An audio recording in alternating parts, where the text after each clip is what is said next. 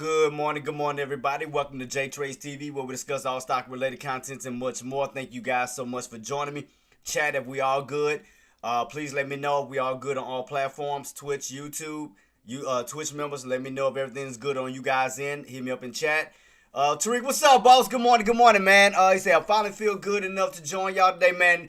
Boss, I'm so glad that you have that you started recovering, man. Definitely been keeping you in prayer, man. We're happy to have you a part of the live stream today, man. Shout out to Tariq, man. Let me give some love to him real quick, man, for coming through.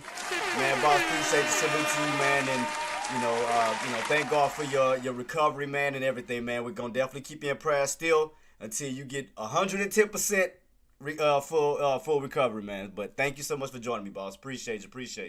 It's doing good so far, man. Still was dealing with this weather kind of up and down, man. It's been, especially basically where I'm from, kind of been up and down. Family's been doing real well, man. Can't complain about that. But everything's been good, man. Nadia, I also see you in the building too. Good morning to you too, Queen. We will go over SPY and IWM and so forth. Let's go ahead, guys, and go into our news, our recaps and everything before we get the ball rocking and rolling. Dealing with the news, S&P 500 futures are a little changed. Admin lingering tech pressure, weak job data. S&P 500 futures were relatively unchanged on Wednesday as traders continued to move out of tech stocks and digested the latest labor market data. Futures linked to the broad market index rose 0.1%, while Dow Jones Industrial Average futures added 139 points or 0.3%. NASDAQ 100 futures dropped 0.2%. Let's go ahead and take a dive right into our economics guide. Recaps of SPY. SPYs for us yesterday. We did have a high of 696.21. We had We had an open of 696.21, a high of 696.96, a low of 684.03. Close of 689.53 with a volume of 107.7 million. We'll go ahead and start getting all that out the way. All right, as far as our economic goes, guys, we already had some economics that came out this morning. I already had and posted that this morning. At 8:15, we had the ADP employment report. Basically added 22,000 more jobs to the list. So definitely gonna see how this market is about to be, how it's about to react starting this morning. So not really, confident news at this moment. So it look like some more downside may occur. So definitely keep that on watch. What's up, Fever? What's up, boss, man? Thank you so much for joining me, man. Let me give you some love too, man. Fever, it's a blessing to have you, boss. Man, because it's always an honor to have my guys from my other community come in. So Fever, shout out to you, boss. Hope you're having a blessed morning as well, boss. Appreciate you. 8:30, we did have Treasury refunding announcement. 9:45, we do have the PMI composite finals.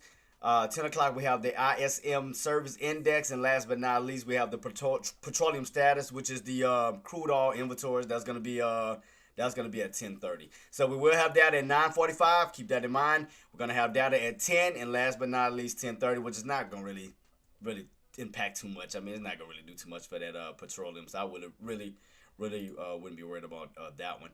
As far as tomorrow goes, the only thing to be really concerned of, really be focused on tomorrow as far as data goes is initial jobless claims.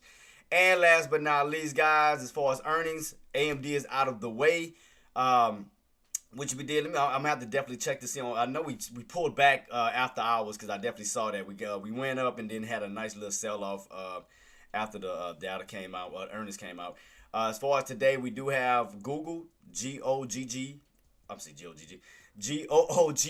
and ARM. We do have those earnings coming out today, and then tomorrow, last but not least, we will have Amazon and IREN. That'll be the last ones. All right, guys, let's go ahead and dive right into our charts. Let's get everything rocking and rolling. All right. As far as the pre-market highs, I mean, we did get a little break right above that 91. I did have that 691.50, 691.48 mark, and we got a little push right towards that 692 with the pre-market bottoms right around the 688.75, and it does look weak, and it does kind of give off somewhat of an inverted cup and handle. So it's giving off a little inverted cup and handle, and we have cracked that trend line, looking a little bearish right now. And while we are pulling back, we do have VIX. If you notice, guys, trying to go for a U-shaped pattern back on up. So that means if VIX breaks above that 1810, we could get that push up to possible 1850. If that happens, that means more pullback is going to occur on SPY, because you got to keep in mind, VIX does the opposite of what SPY does. If VIX goes up, SPY goes down. If SPY goes up, VIX goes down. So right now, it look like VIX could be trying to give itself to push back up to the upside, all while SPY is pulling back. And also, like I said, the little pattern that I do see as far as in pre-market, I do see somewhat of an inverted cup and handle pattern forming. So, and we definitely got some strong resistance right around that 92, 91.50 level right here. Right around these two specific levels. So we do have these tops and we do have these bottoms right around this 6. If you want to round it off, we have 689 to 688.75. So right now, this is the range that we are in at this moment as far as pre-market goes. Again, if we want to see upside, we want to definitely get that break above that 691.50, 692 for that possible push up to the next strongest resistance. You already know what that is. Going to be around 694. So that'll be the next area. From the low side, bottom sides, we know we do crack that 688.79, 688.75. We do have room to push back down towards the 687s, and we did have some lows from yesterday right around the 684s. So we will be, again, if we do get a strong pullback, do expect around 686 down to 684s to those bottoms. But right now, I mean, and we had a feeling, and we did talk about this, me and Hardware, that once we made these big moves Monday and Tuesday, we're just going to go into some type of consolidation. And then we can go back a little bit before the bell ring, and you can clearly see, I mean, it was a money-making opportunity for both days. I mean, from Monday, I mean, you started at right around 682. You ran up as high. That was Monday. You ran up as high as almost around 680, 696, almost like pretty much almost like a $12 push. And then we went to a consolidation from post-market into pre-market the following day, which was yesterday. Then you got rejected at 698 and then got that pull right back on down, thus creating what? Inverted cup pattern. So after those two big moves, right now we're going into some type of consolidation. So definitely keep it on watch to see which way we're going to go from Wednesday going into Thursday and Friday. So once you make big moves, I mean, you're always going to some type of consolidation because, I mean, just kind of like the same what it did Monday and Tuesday. You broke on out, you consolidated. Next day, you went on down, consolidated. So if you notice, every time we make a big move up, a big move down, the next phase is pretty much consolidation. You know, setting itself up for the next move. But the way that everything is panning off, looking on SPY right now, is looking a little bearish. It's looking a little downtrenish. What is giving off right now? Because if you take these highs here and mark it from yesterday into today, you got somewhat of a downtrend setup more than an uptrend setup. So we can do that. So we'll do is we'll take off for the time being. We'll take off this uptrend at this moment just to see where we go. I'm going to remove this one and kind of match up yesterday's highs, pre-market areas right into the areas that we are in right now. If you put both days together, you have a downtrend setup. And I do see somewhat of a inverted, almost like inverted cup. So it does still look weak. I mean, even in pre-market, it has an inverted cup. So, I mean, it still looks a little bearish. So that means, as I stated, guys, if VIX can break above 1810 up to 1850, do expect a pullback on SPY. Definitely expect that. So right now, we'll see where we go, guys. We'll see where we go. But right now, like I said, once we make big moves, we go into consolidation and then setting up for the next possible move. So right now, we just right now, we are in consolidation, trying to figure out on which way we're going from here.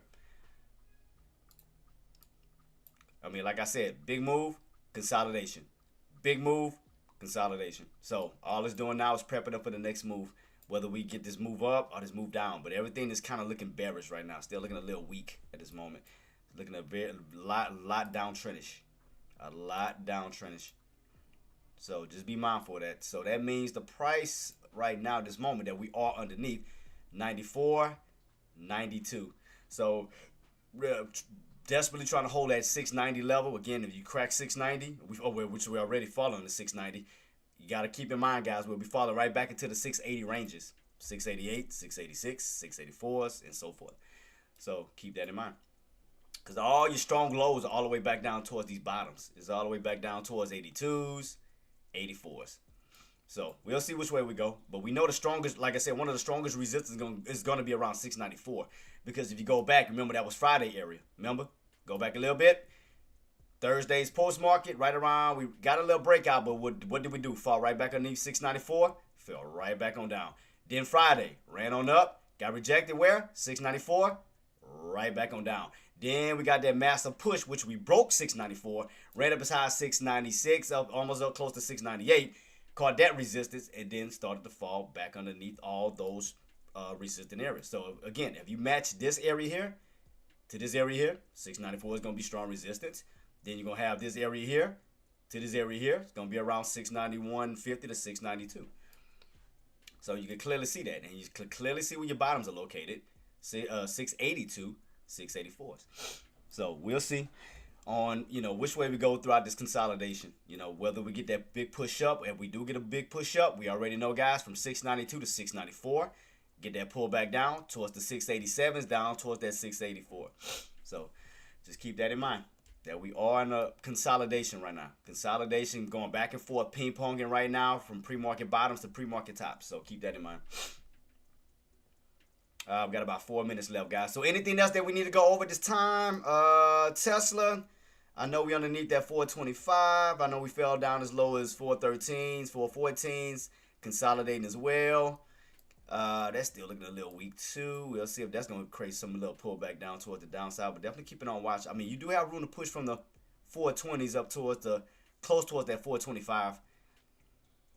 Okay, got you, boss. Microsoft, let me hear me check that out. Microsoft. Let me check it out real quick. Where's my Microsoft? Microsoft. How we looking on Microsoft right now? Look like we're holding above them 408s. Let me see. Let me check out the range that we in right now, boss. I got you. So we came down as low yesterday. Come on. Came down as low as the 408s up to this 415-ish. So right here, boss. I mean, right now we're in this little range. 408 level here, back above 410 with the possible room to run up towards 415. So we pretty much we have this little range that we're in right now, Fever, with these bottoms that held right around the 4850s and those tops right around the 415s. So that's going to be the area that we need to break if you definitely want to see upside. Let me round that off to 415s real quick. So right here, let me go ahead and mark that off a little bit deeper. That's going to be the range that we are in at this time. So Microsoft 415 tops and around this 408.50-ish bottoms. Right around these bottoms here from yesterday's lows that held. I mean, that bounced pretty much. About right. Yeah, right here, boss. I mean, you kind of see it also has like a little cup, almost giving off a little cup. So that's why we need to break above that 415, get that 415 break. Yes, we have room. We would have room to push up towards 418s up to 420s. But right now, this is the range that we're in at this time, just like SPY. SPY's in a range. Microsoft was in a little range.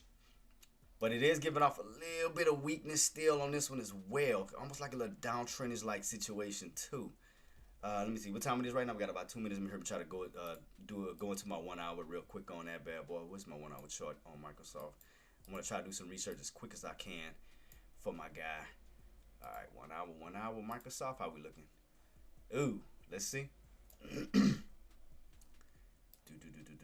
Get a closer look at everything. Good Lord, where are the low lows? Where are the bottoms? Where we came from? Yeah, looking like we're creating new lows. I mean, look like it's still on this bearish downtrend. Look like it's still downtrending, boss. It's like it hasn't started to reverse just yet. Like we still pulling back on this bad boy. Yeah, still looking a little weak. Like I said, that 415 is gonna be resistance. If we can break above 415, we do have room to possibly push up towards that yeah. So that's what it looked like, boss. So long as that 415 stays as resistance, what we need to do is what we need to crack or come underneath is that 408.50. So yeah, we're gonna need to crack this floor here for that pullback down towards the 405s, down to 400s. Yeah. So we make it a bell's about to ring, guys. So we make it a little possible bounce back up, a temporary bounce, and then for a move back down. Keep that on watch. Bell is about to ring, guys, right now. Here we go. So remember, guys, with SPY, look at around that 691.50 of the 692 resistance. Back down towards that 688.75, down to 687s. Right now, let's see how we're going to come out of this range. Remember, again, don't force anything. Get that bad boy 15 minutes. And don't forget, guys, within 15 minutes, we do have data coming out. We have that ISM data coming out at 9:45, and then we have data coming out at 10 o'clock. So it's going to be some back-to-back data about to be rolling out. So let's see. Keep it on watch. Like I said, Microsoft, I know my guy Fever is aiming for that for more downside. So let's just keep this on watch. Where we at right now? We need to fall back underneath that 410, back down to 408. I'm gonna definitely keep my alert on around that 4850-ish area. I'm gonna put my alert on the downside in case we crack it. If my alert hits, that means that we are definitely pulling back down to the downside on that bad boy. So 4850, I'm gonna mark that off on my after this little bounce, because right now all the buyers are doing is just buying off these bottoms. All they doing is rotating right now, Fever. They just rotating, going from these bottoms back up to these tops, from these tops possibly back down to the bottom. So I mean, you have a demand zone here, supply zone here. So you know where your sellers are sitting at, and you know where your buyers are sitting at. Oh, we already starting to pull back. Let me see. Give it 15 minutes. So we're already starting to pull back. God dang, boy, it didn't even give me time to even. It's already pulling back right down to pre-market lows. Pulling back down to pre-market lows on SPY. Pre-market lows. It already kicked off with a pullback. Remember, I told you guys this bad boy almost look like a cup. Look like an inverted cup on this thing already starting off. And I told you guys, watch your VIX. If VIX breaks above that 1810 for that possible push up to 1850, I told you that's going to lead for SPY to pull back. I told you guys this. Beware that. As long as VIX keeps going up, SPY's going to pull back down. Because you're already underneath the VWAP, underneath the 200-day moving average, pulling right back down to the pre-market bottoms. Already looking bearish, still underneath this downtrend setup that we have right in front of us. So that's the first 5 minutes already. So let's see. So like I said, give it 15 minutes, guys. 15 minutes. So right now for the first 5, we're already pulling back down to the bottom of that pre-market lows. But it is definitely giving off an inverted cup. Right now. I'm definitely watching this with my guy Fever, watching this Microsoft to see if we get that pullback. Again, we need to get that fall. We need to get that pull back underneath 410s, back down to the 408s. Right now, buyers are just trying to buy off of those bottoms real quick for that pushback on up. But look for that resistance, or look for that rejection back down. Because again, your tops is around 415. It may go straight up, right into resistance, and right back on down. All right, what's our top gainer for the day? Apple. We got Apple on the top gainer right now. How we looking on Apple? Looking like Apple's already pushing. What was that? I just saw 273s. Yep, pushing up towards the 273s, up 274s. Already starting to get a push this morning with Apple. Apple look like the only one though. 1.40%. Still ain't. I mean, Apple can't hold it by itself. I mean, everything still looks weak. Remember, guys, we got more data coming out. 9:45. So right now, again, starting off with the market, guys, we already got the first 5 minutes pulling back down towards pre-market lows. So first 5 minutes already starting off with a red candle already. I mean, again, Apple's pushing. Apple's doing this thing right now. We still got VIX moving back up to the upside, guys. Remember, I told you, look around at 1850. I told you, got room to possibly push up to 1850 on VIX. 1850 right now, we're at 1830.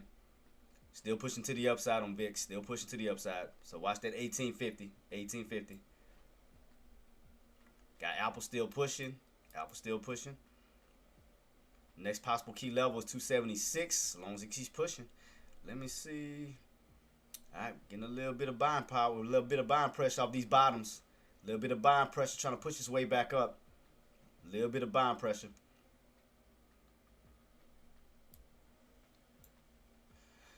All right, candle's about to close out in about 20 seconds. 20 seconds. Still in need. Watch that 690. Watch your 690. Getting that nice push on Apple though. Nice push. Next key up, level up possibly is gonna be 276. 276 on Apple. Let's see, can we get that continuation push? Got data coming out in 45, guys. Don't forget about that. I'm gonna put my first alert for Apple to see can we get that push all the way up towards 276. Still got SPY pulling back. Second red candle down. Second red candle down. Second red candle. Damn near about to complete the inverted cup so far. Look like we still trying to fight this 690. Watch this 690. Watch 690. So your buy, you know what I mean? You can see where your buyers are sitting at. I mean, because every time you pull back down, you can see buying pressure stepping in right around that 688.75 to 689s because they keep trying to hold these bottoms. So make it a little temporary push back up to the upside, but keep it on watch. But we know again where your strong resistance is going to be at for pre-market highs. Going to be around at 691.50 up to 692. Keep that on watch. And we know the strongest resistance is going to be around 694. So got a little bounce back on up, a little red to green. We got Apple still pushing, about a dollar away from that 276. 276. Getting a little bit of a push back to the upside. Let's see. Keep it on watch. Trying to push back to those pre-market highs. Let's see if they can go for it. Or will it be a trap? Let's see. Still trying to push towards those highs again. Trying to push towards those highs. And we look at my contracts too. Keep everything on watch. What contracts did I have? A90. Oh, I did have 94. Oh, let me see. Let me readjust my contracts real quick.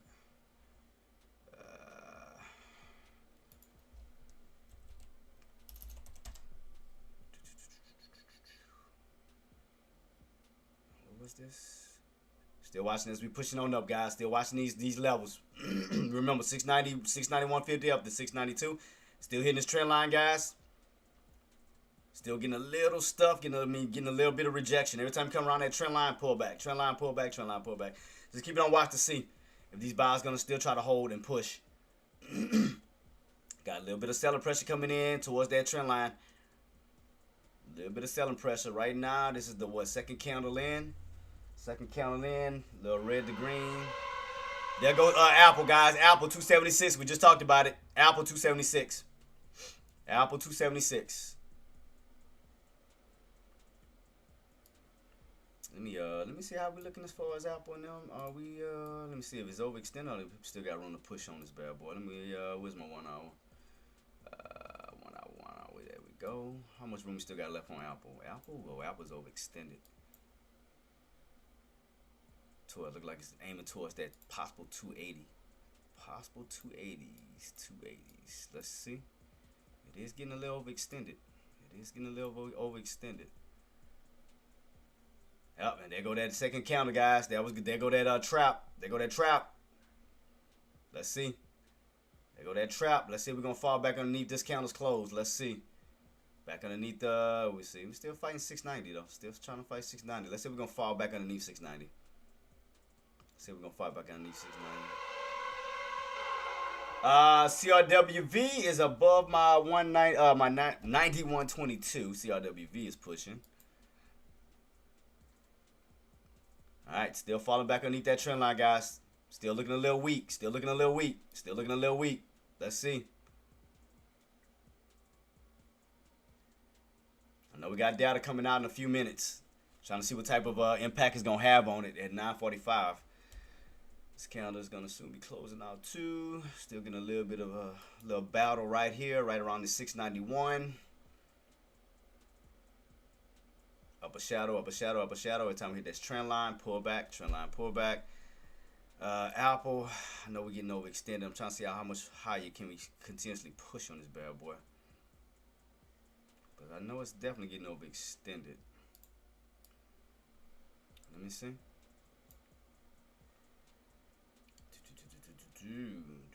Let me take a look at it real quick. I want to see it for myself. Let me see. What is my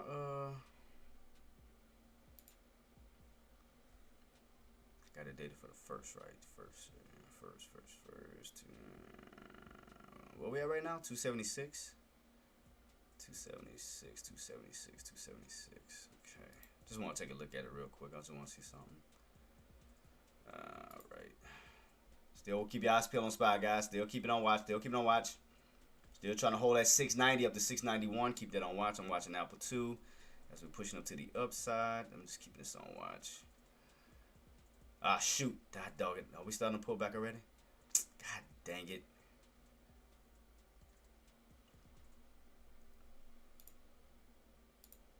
Let me see if we get this continuation push. Let me see. I'm trying to see on how high we're going to keep going on Apple. I'm trying to see how much further can this bad boy push. Where's the tops? I mean, I see 6.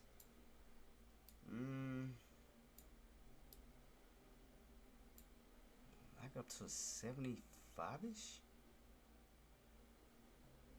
It's definitely getting overbought. I mean, overbought for sure. I'm trying to see how much higher we're going to keep pushing this bad boy. For Apple, if we do pull back, what can we pull back down to from 670? Good morning, Queen. Good morning. 676 back down to 674. I mean, I wouldn't mind I want to see a continuation push. I want to see this bad boy get overextended. I want to see. We can push all the way to the 80s. I want to start pulling back already. Expires too. Third candle in 15 minutes. Let's see. 15 minutes. SMCI 2 as well. Let's see. SMCI. Yep, SMCI is going on a nice little rally too right now. SMCI going for that possible push up to 630 to 36. Keep that on watch. 36.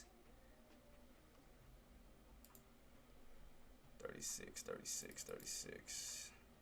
Let's see, can we get that continuation push though on it? That look like the next targeted area is gonna be around 36 on SMCI. Apple look like we do break that 276. We do have room to push up to a 78 to 80. I want this bad boy to get overextended. I ain't gonna lie to you. if I can play the overextended game, I'll play the overextended game. Think I'm lying. Let me put 36 on SMCI. I'm gonna put 36. See, can we get that continuation push? Apple looking for that possible push above 76 up to 78 to 80. I just want that continuation. I want that continuation squeeze to the upside. I want it all green. I want that bad boy getting all the way overextended. If that's the case, I'll catch Apple. I'll catch Apple on the downside. I'll let it push. Just trying to see what these tops is real quick. Where these highs is located. I see 77 up to 78-ish. Up to 80.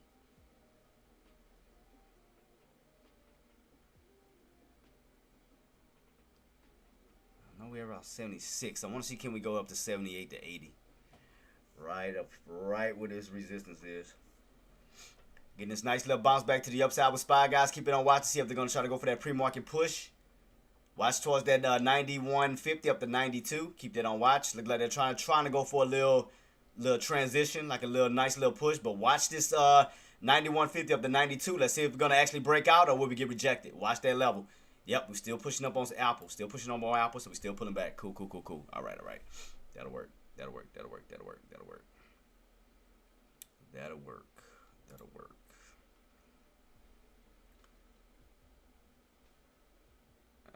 Let me see something real quick. Watch these levels, guys. 691, 692. Remember, this is the area where your sellers are sitting at. Area where your sellers are sitting at. Let's see if we're going to get that break. If we want to see more upside, we got to break above these pre-market highs. That's going to be 691.50 to 692 for that reversal. If we get that breakout, the next level that they're going up to is going to be 694. We got to break out of this pre-market high. All right, we're still pushing on Apple. Okay. Still pushing on Apple. Let me see what VIX doing. VIX looks like it's pulling back down-ish. Yep, VIX is falling underneath that 18. It's not a strong pullback. It's looking like a little temporary pullback for the moment. So it looked like a little temporary pullback. So that means that if this is a fake crackdown, that may be a fake breakout. Because it's not catching a strong pullback. It may be like maybe setting up for a possible pullback bounce on VIX, which may lead to a pullback coming on SPY. But let's see. That data's about to drop, guys, in about 13 seconds. 13 seconds on SPY. That's that ISM data coming out 9:45. 9:45.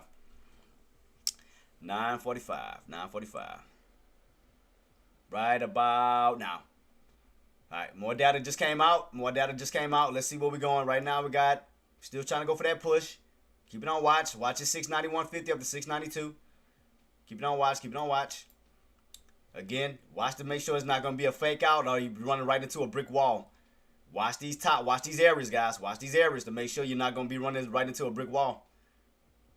Buyers need to push. We need to get that break above 91.50 up to 92.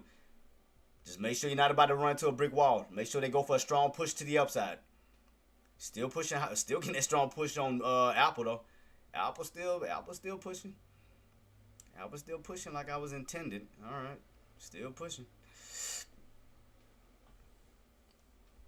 Still pushing, still pushing.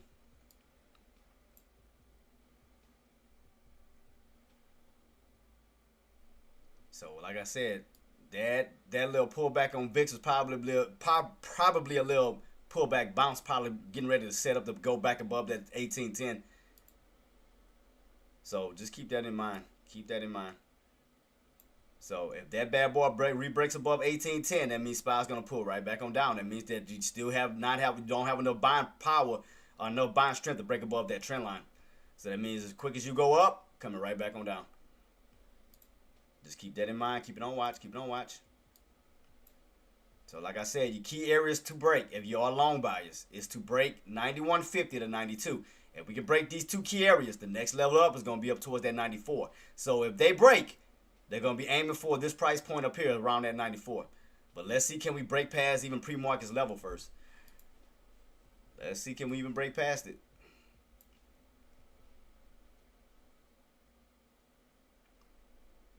Watch that level, 691.50. Let's see. Look like starting to pull back. Let's see. Let's see. Gonna be a little battle right here. Let's see. Let's see. See, buyers trying to hold the VWAP, trying to go for the push. Let's see. Let's see. Trying to hold the VWAP. Trying to hold the VWAP. Like I said, we need to take out 691.50 up to 692. 691.50 up to 692. I will go ahead and mark my levels for you guys who are on the long side trying to anticipate this push if we can get it.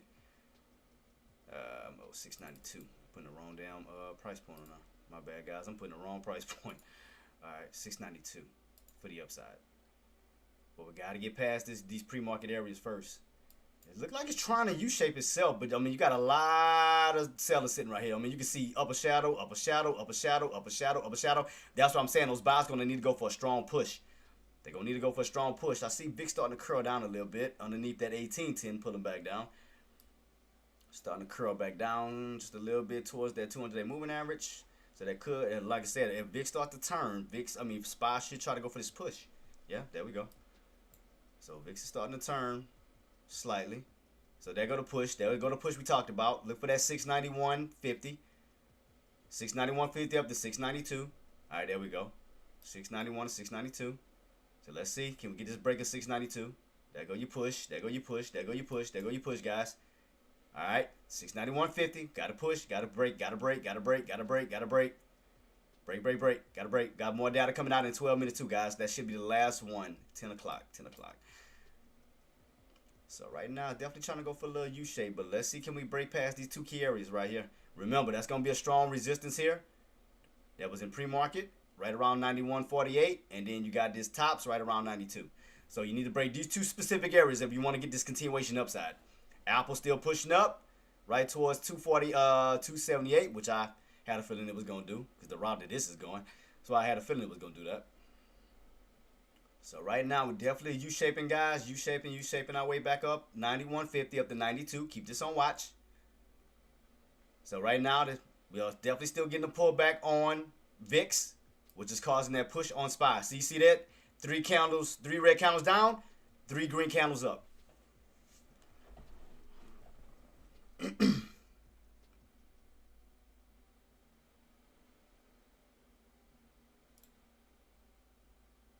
trying to figure out which contract. Let me see. Come on, Apple, because I know you still gonna push. I mean, I know you are. I ain't stupid. I know you gonna still push. I know you still pushing towards that 678. Watch this level, guys. Like I said, watch that trend line. We need to get that push. We need to hold. We need to hold. We need to hold. We don't want to fall back underneath that trend line. It's gonna be, because if we fall back, all it was nothing but a bull trap. Gotta hold, gotta hold. All right, we gapped up, gapped up, gapped up, gapped up. All right, get that continuation push. Gotta get that push, get that push, get that push. Get that push, because you don't want to fall back underneath. You want to stay above, at least you want to stay above 90.50 at this moment, up towards 91.50. Apple's still pushing. I'm trying to figure, wait, how do these contracts, what's it? Wait, do these contracts skip? Wait, these contracts are weird. Like I don't know, it's like weird. Let me see something. Like some weird type of contracts. Let me see. It's kind of throwing me off. Let me see something. What's the up. Better get back up. Better get back up. Better get back up. Better get back up. Better get back up. What time it is? Got 5. They better hold it. They better hold it. Yep. Ran up towards that 91.50 like we talked about. I mean that 91.48. Couldn't get that break. Ran up to it. Pulled right back immediately. Pulled back immediately.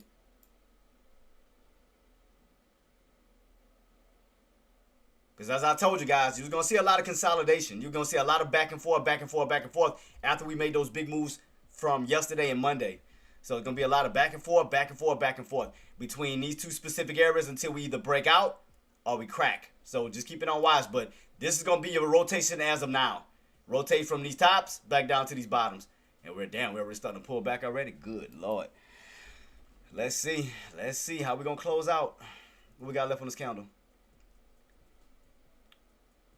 Come on, man. Apple taking too damn long. What's the, what was the other whatchamacallit to that one? What was the, what's my ETFs? ETFs. For Apple. What was Apple's other one? AL? Oh, PU. That's what it was. PU. That's, I had to remember what it was. AAPU. I want to see how those contracts look real quick. Alright, let me see. Like I said, guys, keep in mind, I told you, watch those tops. That's why we needed that break. Now you got VIX. Remember, I told you, like a little temporary pullback could be setting up for a pullback bounce. Bam.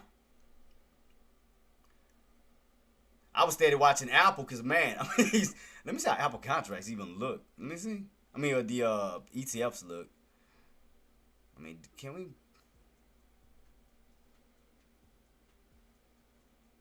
I'm gonna just focus more on SPY while I'm still in Apple run, because I mean it's creating a distraction for me. Because I mean I'm still waiting for this bad boy to still push, because I'm looking like we still got room to go all the way up towards that 280. I could have been dealing with SPY trying to mess with Apple. I was waiting for that bad boy to push, but it took so damn long. It took too damn long.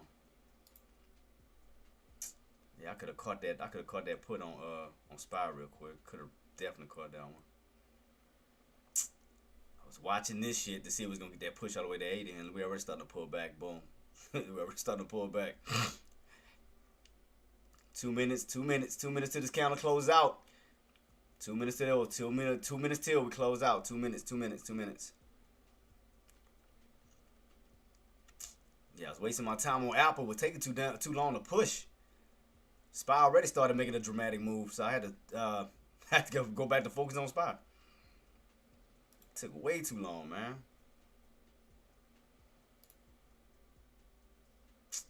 Yeah, I could have caught these lows, man. I could have been in on this trade too. Focusing on stupid Apple. Had to focus on stupid Apple. All right, here we go, guys. Look at VIX. Strong move right back up towards that 1810. Strong move right back up towards the 1810. Keep that on watch. Remember, if VIX breaks 1850. For that push back to the upside of 19, SPY's going to drop even lower. But I told you guys to be mindful of this consolidation. That was going to see some kind of consolidation after the big move up, big move down from Monday and Tuesday. So to play within this range. And see how long I was waiting on Apple to still push? See, I'm still waiting on it. I mean, we're still moving up. But I could have took a nice little trip on SPY too. I could have caught that quick move. I'm still watching Apple, but Apple's still pushing. Because what I was trying to do was trying to line up my contracts to see which one would work better for me. Because it's still pushing. Still pushing towards that 280. So I'm just trying to figure out the right contract I want to use or which ones work better. So I'm watching them. I'm trying to go through them real quick. Because, again, I could have caught that quick move on SPY, but I'm still caught up on Apple trying to see for that push all the way up to 280. I'm just trying to go through these contracts real quick to see which one works best for me. Or how these contracts even move. Oh Lord, these are the ones with gap with these spreads too. Should have known that shit talking. These the ones with crazy spreads too. Should have known. Should have known. Still pushing though. Still pushing. Still pushing. Still pushing. Still pushing. Still pushing. Still pushing. Towards 80, because that bad boy is getting overextended on my end. I'm trying to see how much higher is this bad boy going. Just trying to navigate through these contracts real quick. Which one will work best for me? Is it still going up? I mean, like I said, I could have been caught SPY. I could have caught SPY. But I'm just seeing this beauty right here, man. It just all green candles up. So you already know what time it is on that note. I'm just saying. I mean, you already know what time it is on that note.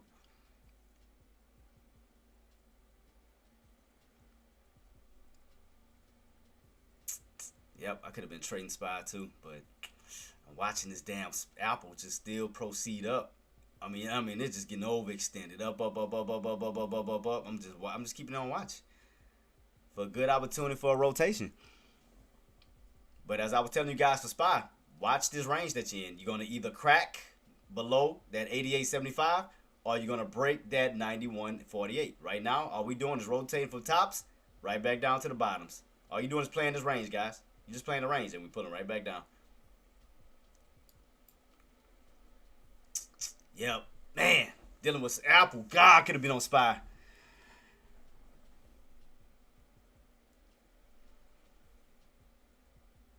Yeah, I could have been playing this back on down, but I got caught up with this. I'm still watching it though.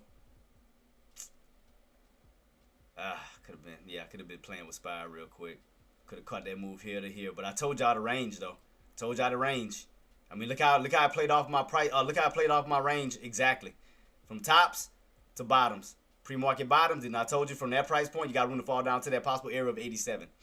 Possible area of 87. Where does that come in at? We go back a little bit. That was that low. That was last Friday's low, right here. Pre-market and intraday. You bounce right here at 87, 87.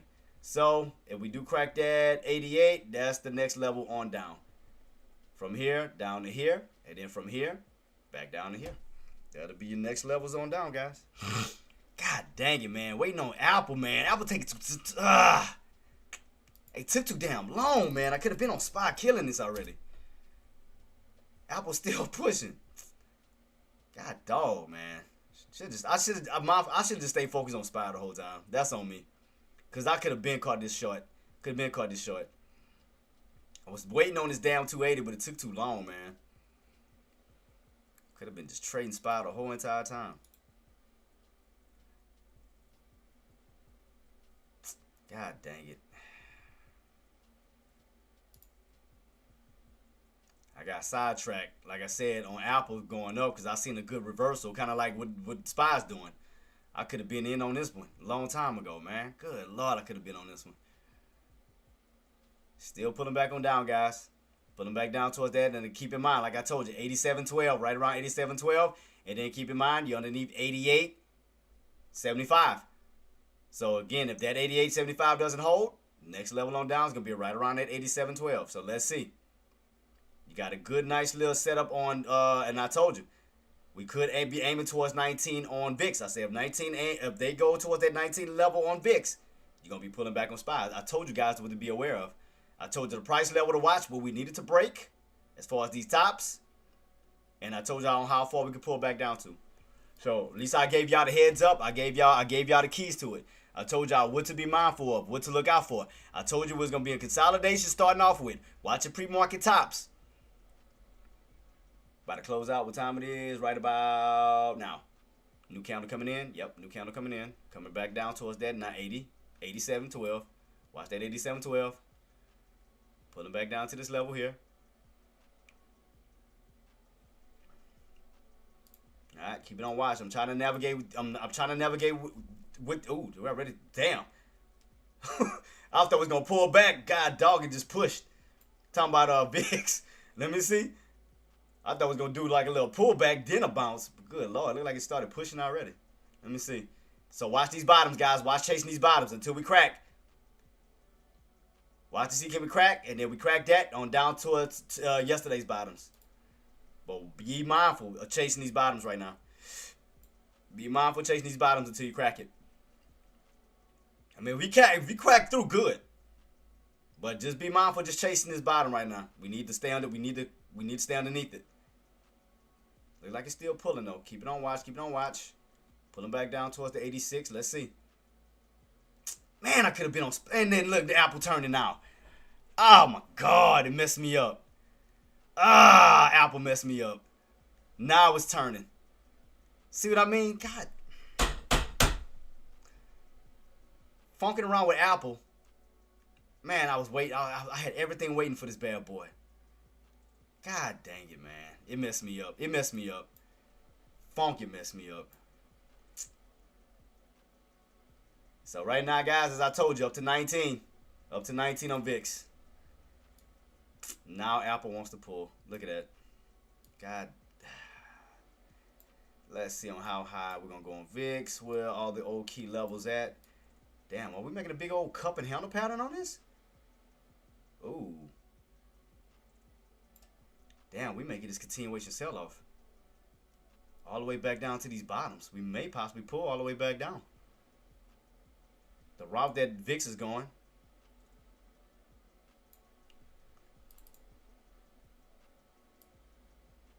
Yep, I mean, look at VIX. Look at the strong move back up. Back up towards these highs. And look at this. SPY's still dropping. Towards that 86. What time we got left? Got 3 minutes left. 3 minutes, 3 minutes, 3 minutes, 3 minutes. 3 minutes, 3 minutes, 3 minutes. So watch that 87.12, guys. Make sure you stay underneath it. Make sure you stay underneath it if we want to go for the next leg down. For the next leg down. Boy, Apple messed me up big time, man. I didn't get that 80. I didn't get that. I had it set for my thing set for 280. It didn't give me that. It didn't give me my pullback. I mean, my push all the way up like I wanted. It messed me up. God dang it, it messed me up. Freaking Apple, bro. And like I said, I could have been caught this. I could have been caught this on SPY. Could have been caught it on SPY.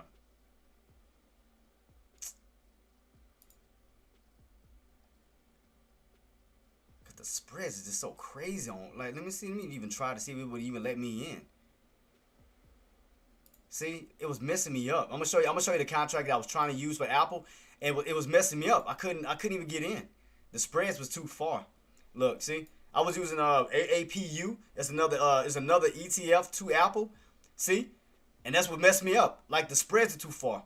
Sellers are all the way up here towards the 40s, and your buyers all the way. See, that alone messed me up. It had messed me up, man. And again, I could have just stayed focused on SPY the whole entire time. But I did help you guys out on SPY for those who were trading SPY on what to look out for. So I told you guys, watch that 87.12. And then you're underneath them now, what? 88.75. That's that pre-market, today's pre-market bottoms. So if we don't crack this, we may be in a little range between these two. If anything, buyers may try to hold this level. And again, you're going to have resistance up here. But watch this 87.12. Now, we closed underneath. More pullback is coming. But watch this 87.12. Watch this bottom. Watch this bottom. Again, be careful chasing that on the put side. Be careful chasing it on the put side because you don't want to run right into a bear trap. So again, how did I come up with that number? If we go back, you can see where you bounced at last Friday. Right here, right around 87.12. Bam. 87.12. Bam. You can clearly see that little area where buyers came in at. Always take old levels and utilize that to the best of your ability. Because when you see buyers stepping in at 87.12, right? So watch that as we push back up. Watch that, watch that.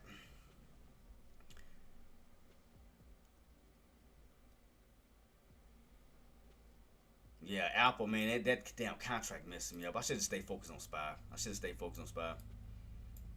That contract, those spreads was just too. It was like this, man. It messed me up big time. As I told what I told you. Why would I lie to y'all? Don't chase. Why do you think I had this marked off? Don't chase it. Don't chase. All right, I'm going back to focus on SPY. Funk Apple right now, man. I mean, I could have had some good trades on that, like throughout the whole thing. Yeah, I got you, boss. Yeah, round table for later. 10-4. 10-4, boss. Got you. But I gave y'all the keys, though. I told y'all the range. So, I mean, y'all can't say I didn't give y'all the heads up to the range, though. The setup on what to look out for. Don't chase these bottoms to wait for a little bounce back up and then for resistance. That's why I told y'all, don't chase these bottoms, because these bottoms was going to be a possible area where buyers can step in at. So, be careful on that. And then, again, you're underneath pre-market bottoms. So, now those bottoms are going to turn to resistance, thus putting you in a bottom range. So, with that being said, that could set up a bear flag, because you already got this long pullback, and then this can be somewhat of the consolidated area for the move for the next leg down. So that's what that could lead to. So for those who don't know what I'm talking about, now that you're underneath pre-market's bottoms, that could be your next leg down. So put it like this: if you miss this opportunity, as we run on up, watch this level here, which is going to be around that 688.75 to 689. Let's just see, can those buys, can we get rejected, and for the pullback. So that could be the possible next leg down. Damn, freaking Apple, man. Those contracts messed me up, man. Yeah, I mean, I was, like I said, I was using AAPU instead of AAPL and all of them, because I mean, it was some good cheap contracts to use, but the spreads were just out of this world, man. Because I mean, now look, it's pulling back. See, that's why I said I was waiting on this. The spreads messed me up.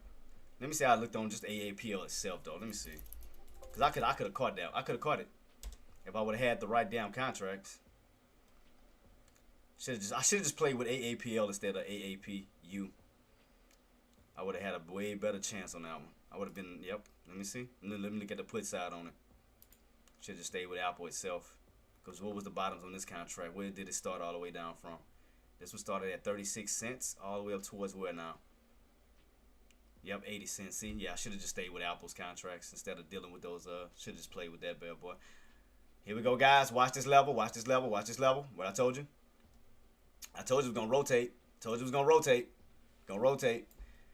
Because now that you're underneath, let's see if we're going to stay underneath. Let's see, can we stay in this consolidated level here. Let's see. Yeah. Like I said, I messed up. I had picked the wrong contract, man. I messed up. I had messed that up on Apple. I should have just traded Apple's contracts. I should have just traded that one. That's why I messed up at. I'll be honest on that. Because they both were good opportunities. Because I was waiting on this. I was waiting on that I thought we was going to push up to 80. But, yeah, we started to, got rejected right at 78 and 81. So that kind of sucked. Because anytime I see straight up moves like this, and I miss it on the upside, I know I can catch the downside. That's the type of things I love about that. When you can catch the, again, even if it's dropping, you miss the downside, set yourself up for the upside. Always do the opposite of what it's doing, because it's going to a specific price point. Alright, so let me keep this on watch. Let me see what spot's going to go now. Now that we're trying to get this bounce off at 87. Let's see. 87. Keep this in mind, guys. Look at this level here. Let's see if we're going to get this break or will we get rejected. Let's see. Trying to go for the push. Go for the push back up towards the VWAP. Let's see. Trying to go for this little push back to the upside. Let's see if it's not going to be a bad trap. I mean, a bull trap. Let's see as we push back up. A buyer can step back in. Anything setting up, though?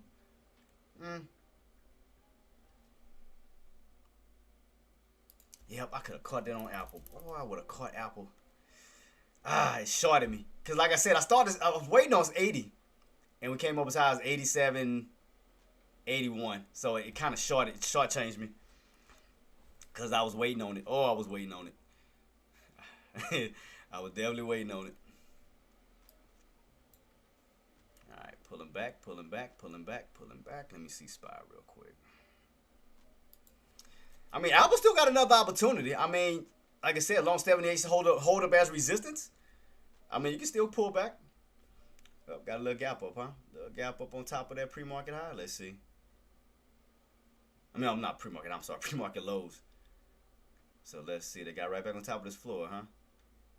All right. So they're trying to push their way back up towards what, 690s? Yeah, so like I said, guys, we're back in this little range again. We fell below that. We fell below this little range from this morning. I mean, right here, and right back on top. But watch these bottoms. See, all you did was go right back in that range again. Boy, I had Apple on lock. Boy, I swear I had that one on lock. God, I had that damn thing on lock. Let me see, how far can we pull back down to 74? I mean, I can still catch it. I can still catch it. Let me see. Man, I had that mapped out good. Oh, I had that mapped out to a T too. Where we at? What time it is? 76, 78, 76. Possibly back down to the 74s. I mean, quick little scalp on that. I mean, it's still an opportunity to catch this damn thing. Let me see. Let me see how these contracts. Let me see if these work. I'm gonna try one. I'm gonna try see if it's gonna even let me in. What time it is? 4 minutes. 4 minutes. So I'm watching 276, 276, 276. All right, 276. Yeah. So watch it again. Keep in mind, guys, we back on top of that range, back in that range from this morning. Pre-market lows, pre-market highs. Remember these. We back on top of that. We back on top of that floor again. Back on top of that floor. Yeah, let me see. Let me watch the 76 level on Apple. Are we still overextended? Let me see. How far did we pull back down to? I'm trying to see how much room I have on it to still. I'm still in the overbought. Still in the overbought position. Let me see. May try to go for one more bounce back up, possibly. Yeah, look like it may try to bounce back up again. All right, all right. I mean, could this be the now 78? I mean 80 or what? Let me see. I know we're in between 76 to 80, so we kind of like in this little range, mid area 78. So right here, this would be considered the little bottoms. Let me see if 76 is gonna hold or will we crack it? Oh, looks like we holding. Let me see. Let me see. What we got left on this candle? About 3 minutes. Still only need 76.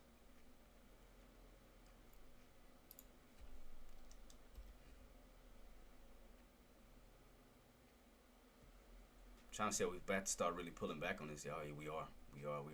But it's not grabbing more orders, ain't it? It's not grabbing none of my damn orders, man. What the?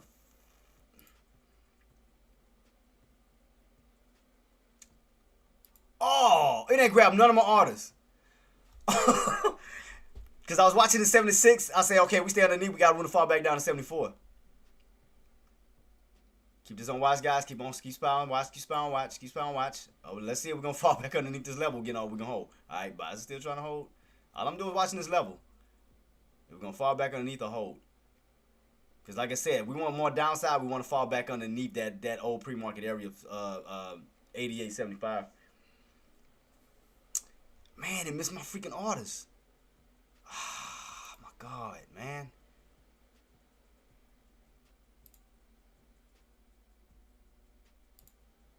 We still only need 76.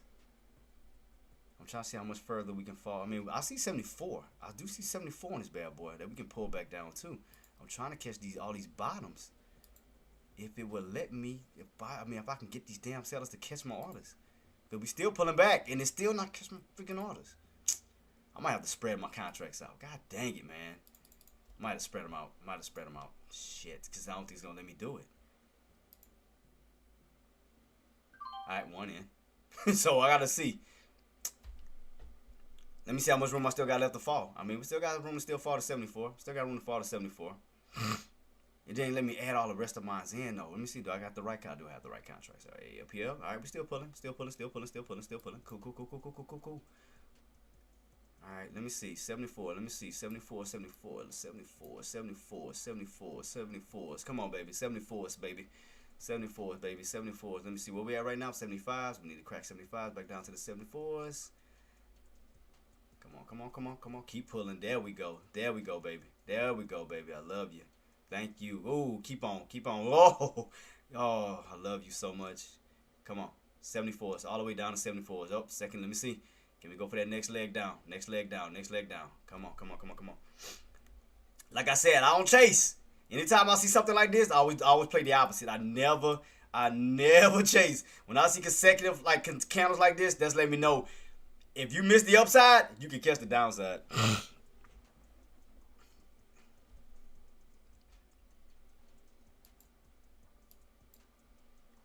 It messed me up the first time. I had the wrong damn contracts, man. I messed myself up early because I had, like I said, I wasn't dealing with AAPL contracts. I was dealing with the other ETF, which is AAPU. But the spreads was just so, man, like I said, it messed me up. I should have, that was my fault. I should have stuck with just AAPL's contracts instead of those damn ETFs because, I mean, those spreads was just out of this world because I couldn't get filled. That's what made me waste so much time. I wasted so much time messing around with that bull crap. Lost time behind that. Alright, where we at right now? 75? Still fighting 75. Let me see. How much further can we I do see 74s. 74s. Could we get 72s? I mean, could we go from 74s down to the 72s? I mean, it's gonna be a stretch. I mean, we'll see. I'm trying to add more. Let me see. I'm gonna wait. I'm gonna add a little bit. I'm gonna wait. Cause I want to add some more to it if it let me. Can it? Will it? Nope. I was trying to add them. I'm trying to see.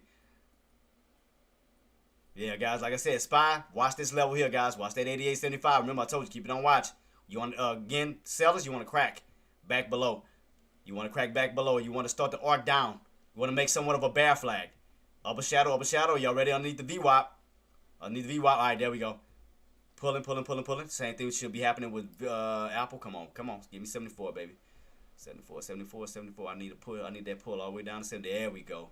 Come on. Give me that 74 pull SPY. Y'all looking good, guys. Y'all looking good. Same thing on my end. I'm looking good. I want to see 74s. Give me 74s. Come on, baby. Give me 74s. Because like I said, I could have been got up here, but god dang it, I messed myself up earlier. Stupid ass contract I had. That was stupid. Alright, I want to see a crack of 74.50s down to the 74s. There we go. Alright, 74.50s. Come on, keep pulling. Right now, guys, SPY, like I said, puts, you want to stay underneath 88.75. Stay underneath 88.75. Watch that. You want to close underneath it. A little bit of a bounce. Come on. I can still add more, so like I said, I'm not stressing it right now. I'm still keep this on watch. Keep it on watch, guys. Come on. I know we don't need the VWAP on that. So what? 276. 276. As we pushing back on up. Let me see if I can add a little bit more as we pushing back. Let me see. There goes SPY starting to pull. I'm still waiting on my Apple to pull. It's like it always do the opposite. I'm trading one, the other one does what I want it to do. I swear it never fails. One always do the opposite. The one I'm not trading does what I want it to do. So keep it on watch, guys. 88.75. Watch that level because I told you it's going to be a lot of back and forth right here. Because what they're trying to do is hold those pre-market lows. I can add more. Cool. I'm gonna wait. Wait it out. Cause I'm gonna spread my contracts out to get good entries. Alright, let's see. Could I get more? Will it let me do it? They still not grabbing my other orders though. That's the thing. As we pushing back up, I'm trying to, but it's not letting me like they're not grabbing them.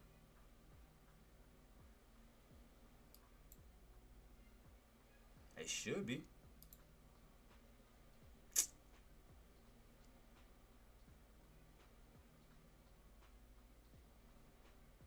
Bad boys are not grabbing for nothing. I'm gonna put how many more I can put? I can cover the bottom too. Yeah, I got three more contracts I can do. Alright. I got 3 more. Oh shoot! Then I realized what today is, the 4th, right? Oh yeah, I gotta watch the date on this damn contract too. Shoot, I forgot about that. So I'm watching 76. 76. Still watching this. SPY, like I told you guys, watch this 88.75.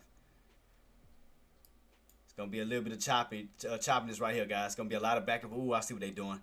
They're doing it. Oh, they're making a bull flag. I see what they're doing. They trying to go for a bull flag pattern right here. I just noticed it. Yeah, they trying to go for a bull flag. I see that. Pop, drop, pop. That's what they're trying to do. They created a bull flag. Like I said, I wasn't paying attention to it. I just noticed that. Looked like a bull flag pattern, but let's see. I had just noticed it. Literally had just noticed it. I wasn't even paying attention to it. But let's see. Watch this 688. We want to fall back underneath that 89 and 88, 75 level. Again, it's going to be a lot of back and forth because you're going to have sellers trying to take this out, buyers trying to hold it. It's going to be back and forth right here. If sellers going to take it, they need to pull immediately.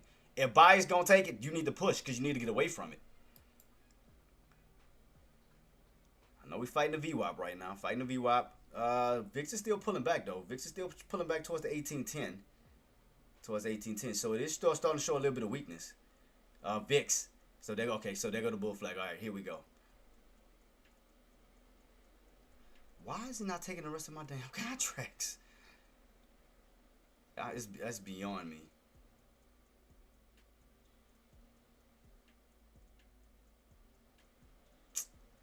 Yeah, it's beyond me on this one. So there go your bounce, guys, from that 87.12 we talked about. Now buyers held at pre-market bottoms. And remember where your tops are located. 91.50 up to 92. Hardware. What time you want to do the round table, boss? What time you want to do round tables?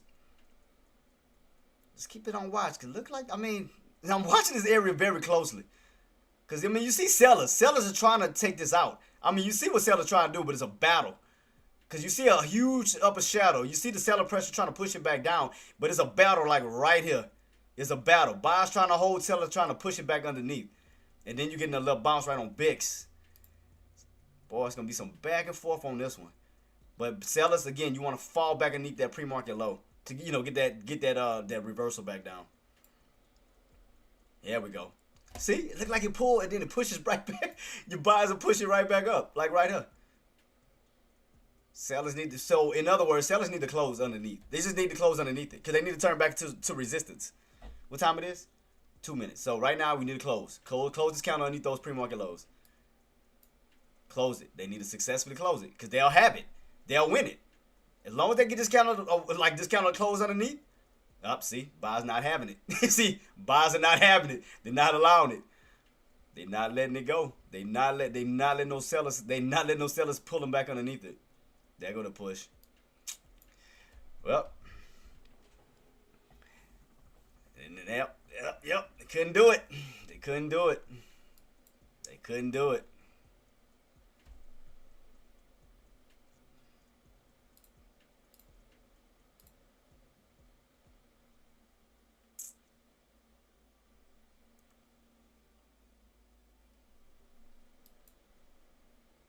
Trying to go from these bottoms, pre-market bottoms, trying to rotate their way back up towards that 91.50 to 92. 91.50 back to 92. Like I said, guys, you're just in a back and forth range. And I told you that was going to possibly happen where you're going to see a lot of back and forth today, a lot of consolidation because you already made big moves Monday and Tuesday. So it's going to be a lot of back and forth today. It's going to be a lot of consolidation. So you're not going to see possibly put it like this. You're probably not going to see a big move.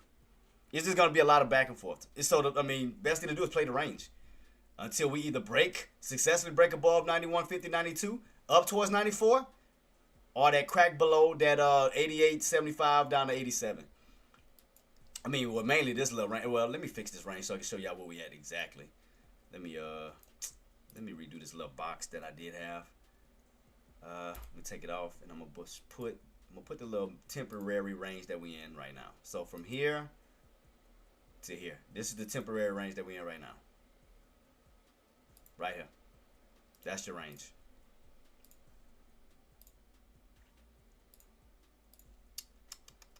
Let's see. Oh. 6, 7, 70. And why is it showing that? Why it look like that? This ain't supposed to. Hold up. Why did this set? My transparency set. Alright, there we go. Oh, there it is. Okay. So remember what your tops is, guys, on how far we can push up to. Again, if we want to see that upside, we got to get that break above that. We want to get that break above that 91.50, 92 for us to get that push up towards 94. Well, we can break above those pre-market areas for that possible push up to 94. So again, watch this range. I mean, we fell out of the range, but then we fell back. Then we came right back into the range, right back in the same exact range from this morning, pre-market into intraday. So now what they're gonna try to do now is try to break out of the range. We cracked the range, but now what they're gonna try to do is now break out of the range towards the upside.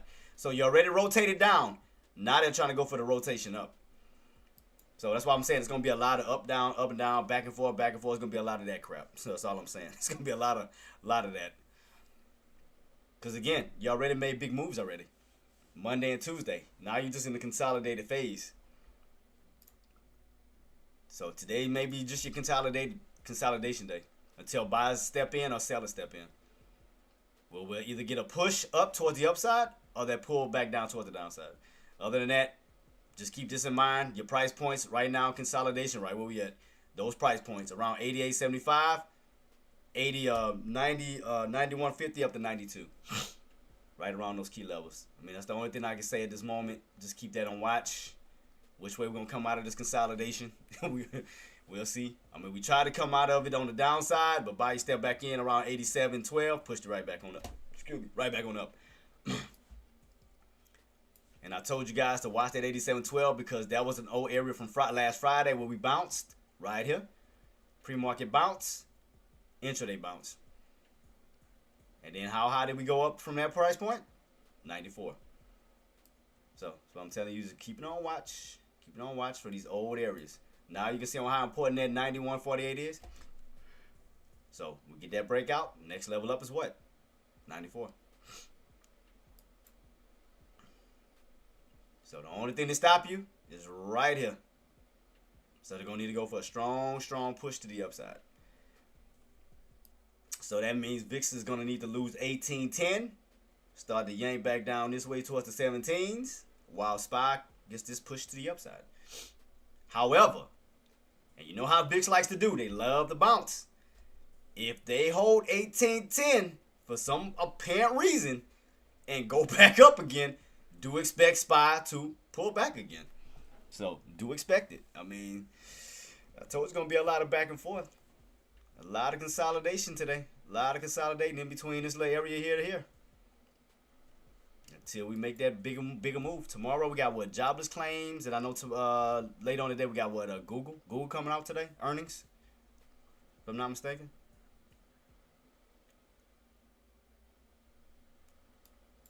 See, Apple's still underneath 76.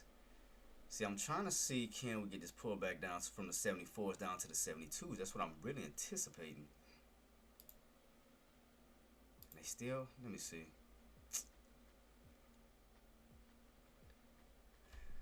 Still watching the 76. Still watching. I mean, SPY's pulling.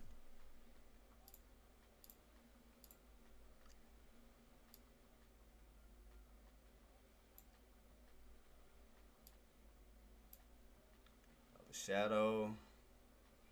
It's like every time you come up, boy, them sellers are sitting right around that 90, 91. Just keep it on watch. Keep it on watch.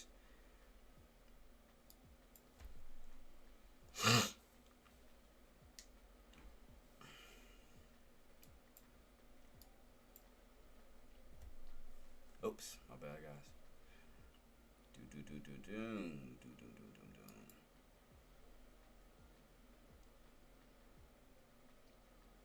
Yep, Apple look like we trying to re-break 76. I'm going to watch this 76. If we do get this push back up, I'm going to keep it on watch between 78 to 80 still. I'm going to still keep it on watch. Still keep it on watch. What I needed to do, shoot. I gotta keep the time. I gotta keep my time on watch too because I gotta. I don't know why I thought the contracts was well. I thought Apple contracts was a week out, but it's this one is dated for the day. I don't know why I thought I grabbed the sixth contract. I don't know. I thought I did. No, it's the 4th. I don't know why I thought I grabbed the 6th contract. I'd have been straight because it's a week out. I grabbed the wrong damn contract, date-wise. I didn't want the fourth. I wanted the 6. All right, here we go, guys. Here we go. Here we go. Here we go. Keep it on watch. 690 again. Told you it's gonna be a lot. I told you it's gonna be a lot of consolidation. It's gonna be a lot of back and forth. It's gonna be a lot of choppiness. It's gonna be chop, chop, chop city today. It's gonna be chop city, guys. Chop city. So just gear up for it. Because again, you already made big moves already. Now you're just in consolidated phase. Consolidation. I mean, so just again, more scalping opportunities than anything. Today is definitely scalp day versus what we had Monday and Tuesday. You just ping ponging back and forth, back and forth, back and forth. Now you pulling back down to us there, 88.75. Trend line is still holding though. Don't get it twisted. Trend line is still holding. We still got that downtrend range on us. So, and I told you guys, VIX likes to bounce. That's why I told you, watch that 1810. I told you, they likes to bounce. But what we need to do, we need to crack. Like I said, we need to get, in other words, if we want to get a massive sell-off or a good sell-off, we need to crack these two levels back down to yesterday's lows. But these going to be the 2 levels in your way right now. Because your buy's going to be like protecting this little area right here, which is going to cause you to stay in a range. Because buy's going to be sitting here, and you're going to have buyers sitting here. So that's just going to cause back and forth until we either get a strong momentum push or a strong momentum pull. One of the two. One of the two, guys, is going to happen. Oh, man. I'm trying to see if I see anything else. Because, I mean, VIX is in, I mean, like I said, because, let me see. I mean, Apple's in the lead 2%, followed by Microsoft by 1%. Apple is still trying to hold its 276. 276 is trying to hold. Look like they may try to go for the push back up. Now they may try to go for now the 280 now what I wanted. Now they may try to go for it. Yeah, I had grabbed the wrong damn. I don't know why I thought I grabbed the 6. I grabbed the damn 4th. That's not what I wanted. So I'm gonna try to grab another contract, but one set for the 6 instead of the 4th. Just to give me a little bit more time and grace. So let me see.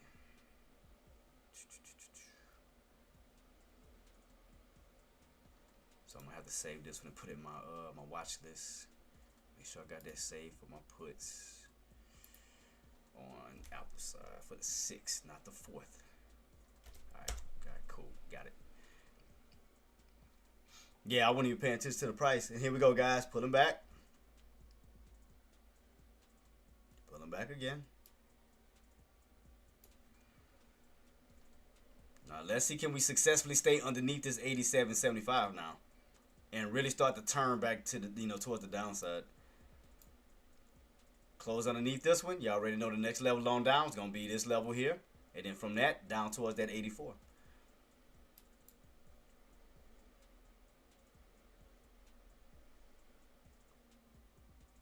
There go your VIX bouncing right back off of that 1810.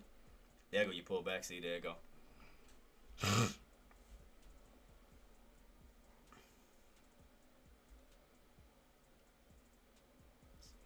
Yeah, look like we're gonna successfully close underneath this time.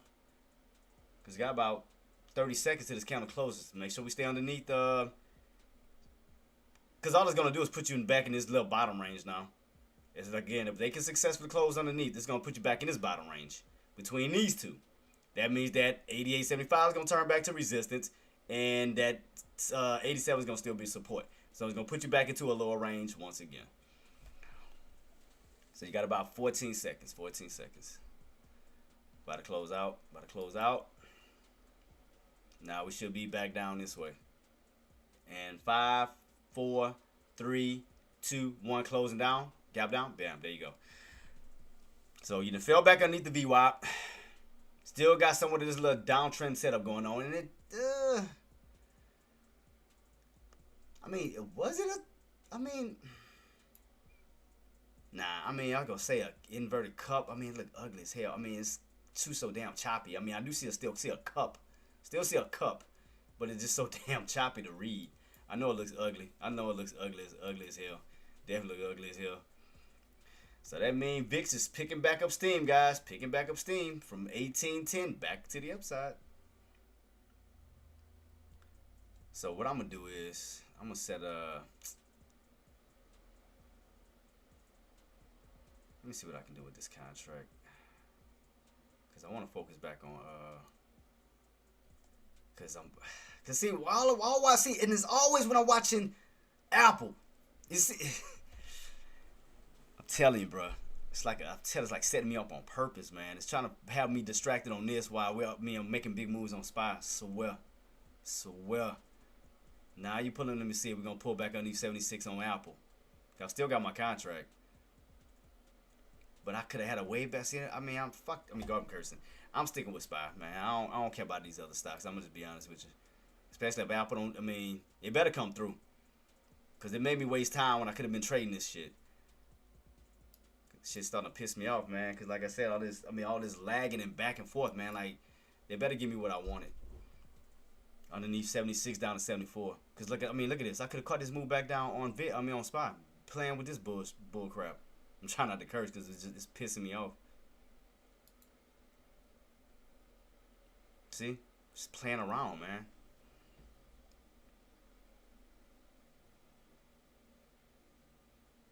I knew today was gonna be a choppy day, man. I knew that was gonna be a lot of chopping. A lot of back and forth. I knew that was coming. Especially with SPY. I already knew that was going to be a lot of back and forth coming on that one. I mean, still had a good range to trade with. You know, I mean, even once we got these crack, I told you guys what the next bottom was going to be. And well, we put them back down to that 87.12. And then from 87.12, your next level on down is 84s. Back down to these bottoms. Well, I know what I'm going to do. I'm gonna just put in a price point on it because I'm gonna focus back on SPY because Apple it's taking too damn long, man. I can't right now until we fall back on these 76. I'm not gonna even because I could just get out of it and just, but SPY's already making this move back down, so I already missed that dealing with stupid Apple and shit because I couldn't get the pullback I was anticipating, like the strong pullback on these 76 down to the 74s. SPY's already taking place. See, and 76.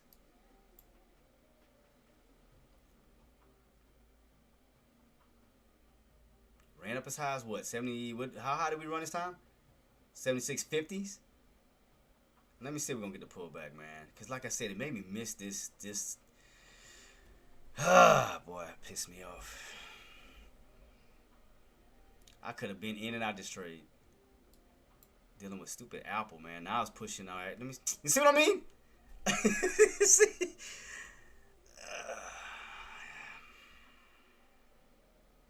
Here we go.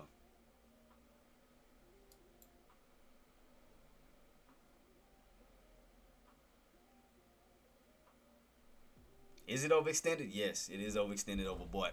But I'm gonna wait for. Like I said, I'm gonna add in more as we push up. Because my goal was to crack from 76 down to the 74s, but Bayou stepped back in and pushed it back on up. Plus, they got that 20 EMA bounce. Damn, boy. Like I said, today, choppy days is very dangerous, man. Dangerous. Choppy days.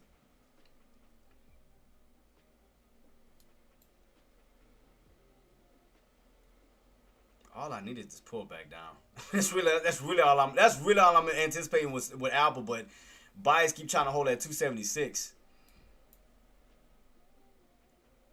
It's like it looked like it pulls and then they push it right back on up. It's like 276 they trying to hold it.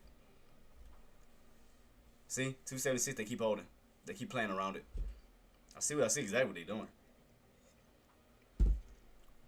SPY, what I told you, those bottoms. 87.12s. I told you it's gonna be a choppy day today. I told you it's gonna be choppy. What time we got on this counter? 5 seconds. I need 7. All right, let's see now. Am I gonna get it this time? All right. God dang, man. Jeez Louise. Can I finally get the pull back down to the 74s? Good Lord, the hell it put me through with this. When it got back underneath the VWAP, back under, let's see. We're on the back underneath 76, so it looked like it could be start to turn. Can I finally get my,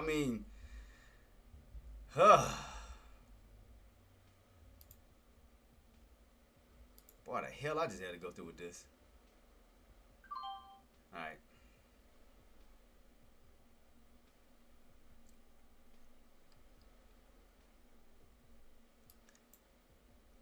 Got Apple turning. SPY still trying to hold.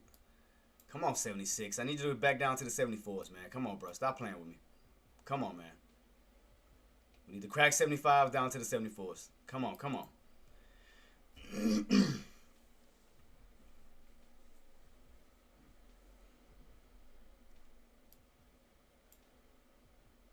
SPY still holding.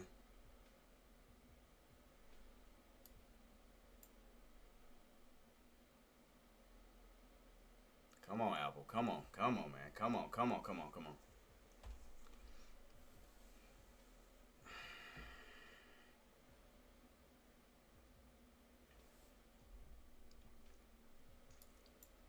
Still anticipating. I'm still anticipating. one is doing the opposite of the other. One is pulling, the other one pushing. All right, come on, man. Come on, 74s. Come on, 74s. Come on, 74s. I mean, I wouldn't mind if it pull all the way back down to 72s. But I got to see if we're going to get me if sellers can step in and go for this pull. Because what I need to see, 276 stay as resistance for that pullback down to 74s, from 74s down to the 72s. Like in $2 increments in a way. $2 increments. This 70 stand, these buys getting on my nerves right now. If I would have never had the wrong damn contract, I'd have been done with this crap. I'd have been done with it. All I need is this pullback. That's really all I need, man. It just, because it looked like it's going in the right direction, but it's like you got more buyers than sellers right now. You got more buyers than sellers. I mean, it looked like it's starting to get weak. I mean, it looked like it's slowly starting to turn because you're underneath 276. It's just that I need that pull. I need that yank. Because from this level down to this to the 20 EMA. Because what I want to see is the crack of this 20 EMA down to this 50 SMA. That's what I wouldn't mind seeing. Well, we can go for this gap fill from these indicators down to this indicator. That'll put us back down to 72. Now, the reason why I got excited with this area, because we got overextended. We got overextended. That's what I liked about it. We got overextended off of the 9, off of the VWAP, off of the 20, and ran up towards resistance with no type of support and nothing to help it. That's why, and when I see consecutive counters like this, even on the downside, I love overextensions, whether it's on the upside or the downside, where I can play the opposite.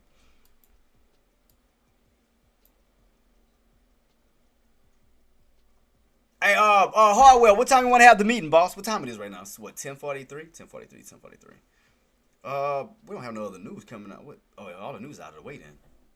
Yeah, because the all your inventories, all of that's dead. That's done.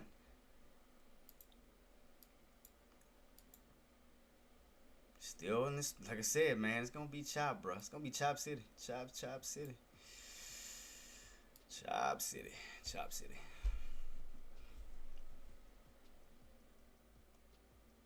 Like, this is the area you want to avoid. Like, if you was jumping on any type of trade, something like this, when you're not, you can't get away from a certain price point, when it's kind of back and forth, this is chop zone. This is the area you don't want to trade. That's what you don't want to trade. You always want to play overextensions, either away from a particular price point on the upside or even the downside. Because if you notice, you got away from 76 on the upside, back down to 76. You pull back from 76, back up to 76. So you can tell 76 is like a pivot point, like a magnet, where it's just kind of rotating back and forth around it. But yeah, when you're in this type of chop, this type of stuff right here, that's what you want to avoid when it comes down to trading. You want to avoid that bull crap. That's your chop zone.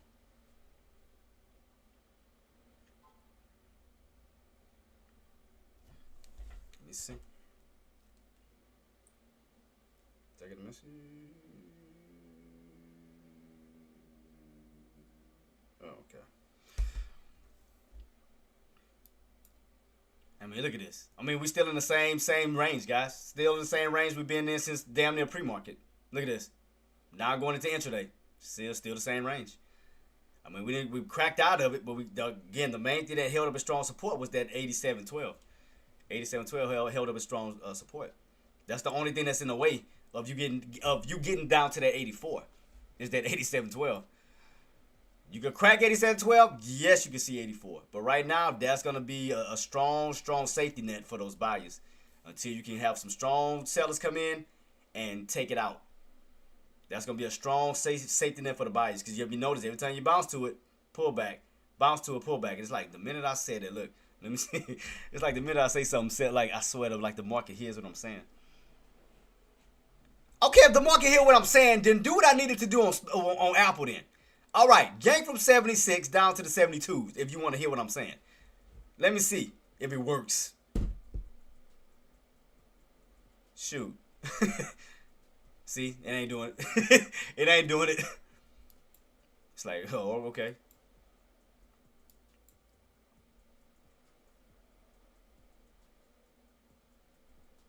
Yep, that's definitely choppy. That's definitely choppy right here.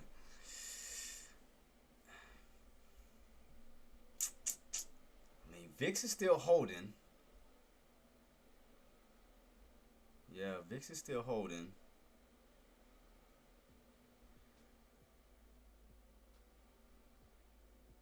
Yeah, like I said, right now, guys, it's just choppy. Just a lot of choppiness. I mean, even with VIX, it's choppy. It's chop city right now. It's a lot of choppiness.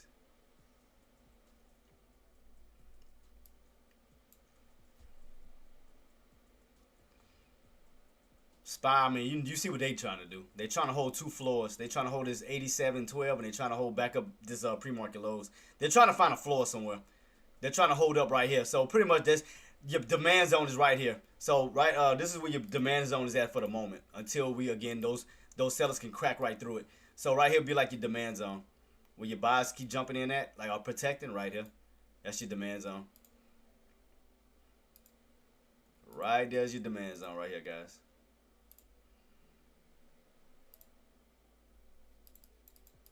Oops. Yeah, 7. Yeah, see? So what the sellers need to do is take this out. They need to take out these two specific areas.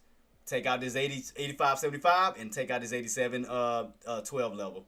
If they want to get down to 84, they need to take it out. So this is the area where your buyers keep trying to protect. Because you notice every time you come around those levels, buy, you step in, levels, buy, you step in, levels, buy, you step in, and so forth. So we know where the buyers are sitting at right here. Buyers are sitting up here. And your sellers will be sitting up the opposite way. So, which is causing it to ping pong back and forth the way that it's doing right now. For example, in these little areas.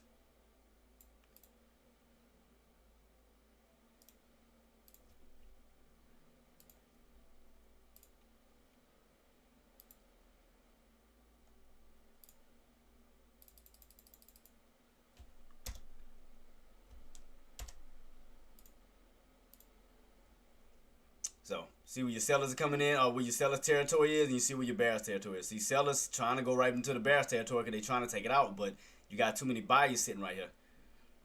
That's what's causing that. That's what's causing that range. It's causing it going to go back and forth, back and forth, back and forth. I'm gonna tell you guys what I'm gonna do on my end. As far as for me, I'm gonna reset with Apple. I'm gonna reset, so I'm gonna just take a little $2 loss. I'm gonna take a little $2 loss on it because I want to change out my contracts and reset myself for this bad boy. Because I just felt like, and then plus I want to use a contract for the 6th and not the 4th. And I bet 5 when I get out, they gonna possibly pull back. Let me see. I'm gonna try to give it. Well, what I'm gonna give it up to? 77. Let me see what they're gonna do. Because I'll take a little $2 loss to reset myself. Because I mean, $2 I can get that back.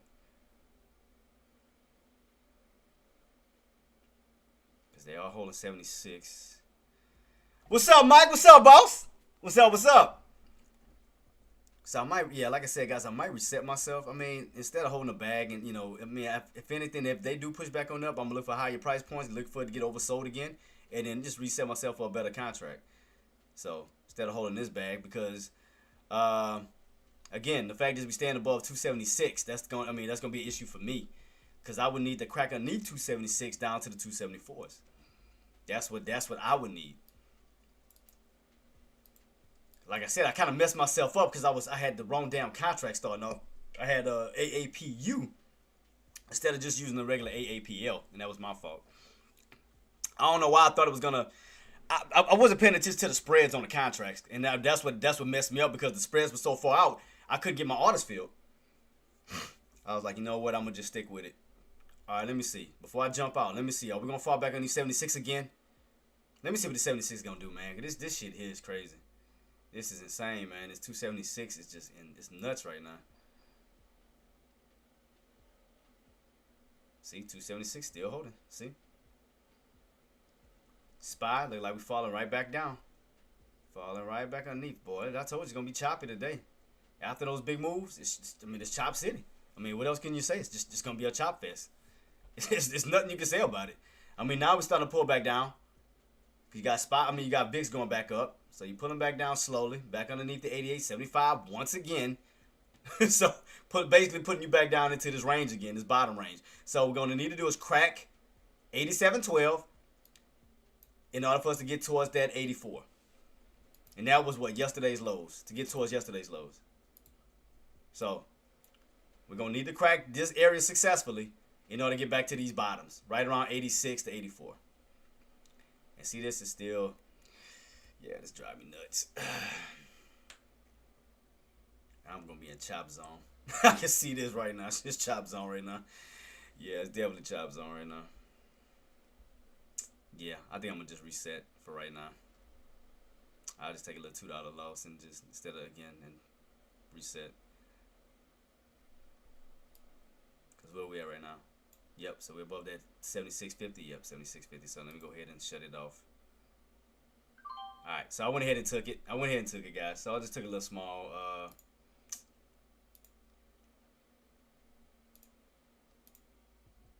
yeah. So, yeah, I can reset myself. That's all good. It's all good. Because I need to get away from 276. Because, I mean, that's chop zone right there. I mean, that's too much. I'm not going to be able to. I'd rather wait for a pushback to the upside. So I had to reset. Plus, I can get a better contract. Because the one I did have was for the 4th. And knowing with all this choppiness, it's going to delay me. That means that time is going to push out. Hell to the no. Negative. I'm not about to get caught in that crap. Especially in the chop zone. No. Because you know how like a lot of those, especially when you're dealing with zero DTEs and you get caught in the consolidation, it starts to eat away with your expiration. You know, the time decay. Especially in choppy days, oh yeah. That's why I always push my contracts out on consolidated days. Hell to the no. Hell to the no. I had to learn my lesson from that. Because you gotta know a good time to use. I mean, you could use a zero DTE on something like this, but like more so at the beginning of the market when it's more volatile. But right now it's like 11 o'clock. I mean, roughly about to be 11 o'clock. Where you, if anything, I would push it out like a day out at least. And if you are going to use a zero DT, man, scalp in and out, in and out, in and out. That's what I would do. Yeah, that's why I just got out of this little play. It's a little $2. I mean, I get that back. That ain't crap to me. And I'll show y'all my loss, $2. Ooh, $2. Let me show you. Yeah, like I said, I should have caught it here versus right in this area, because that was stupid. That was stupid of me to do. That was dumb. So that's why I said I'm gonna wait for another overextension and kind of rinse and repeat it, pretty much. All right, so I'm gonna show you my little $2. So there you go. Apple, $2 on the day. Loss. Ooh. $2. But I didn't want to hold the bag. Think about it. What about if I was stubborn holding the bag and it's going against me? That's why I got out, to reset. I got out to reset and be very smart on my moves. I can have better positions and better opportunities to do what I got to do. All right. So it's a good thing I got out, because look what we're doing. Going right back up. So going back to the upside, getting overextended once again. See? Getting overextended off of the VWAP, off of the non-MA. See what I mean? Consecutive green counters up. Here we go again. So now let me properly set myself correct this time and not get messed up like I did before. So let it get overextended and now let me be more smart this time. Have a better strategy this time. Cause that right here was it right here. That's what I should have caught. But it happens. All right, go back. Let me see. Lows of 18s. Still getting overextended. Oh yeah. Yep. Yeah, it looked like it may aim for that 80 now. Look like we may aim for the 80. It may go 80. May even go a little bit higher than 80. Let's see. Could we push up a little bit higher than 80? Let me see. How high? Where's the other highs at? It's about 80-ish. Yeah, about 80-ish.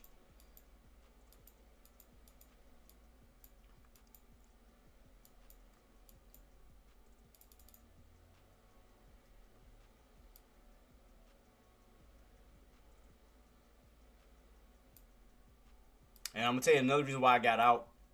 I'm gonna tell you another reason why I kind of jumped out too. I saw a bull flag. I saw a bull flag pattern on the 1 hour. That was another reason why I seen that. I was like, I mean, we did come down to 74, but then we wound up bouncing. I noticed that bull flag because what they need to do if they can get back above that 70, what is 77.50, they could reverse it back to the upside towards that 78 to 80. So because they'll need to get back above. I'm telling them, and I'll show you. I'll show you on my chart. Yep. So that's one thing I noticed. One thing I did notice on my 1 hour. Where is it at? Is it my 1 hour chart? Oh, it's on default. Right here. See that? Had a huge engulfing green candle. And I noticed that on that 1 hour, we came down towards the area, right where I was looking at, but we didn't get that full pull all the way back down to 74, and then trying to go for that slingshot right back on up. See that? Making a big bull flag pattern. So that was another reason why I got out. I noticed that bull flag pattern. I was like, nah, because they may try to go for the next leg up. So that's why Herman got out of it. Because I realized where it was at.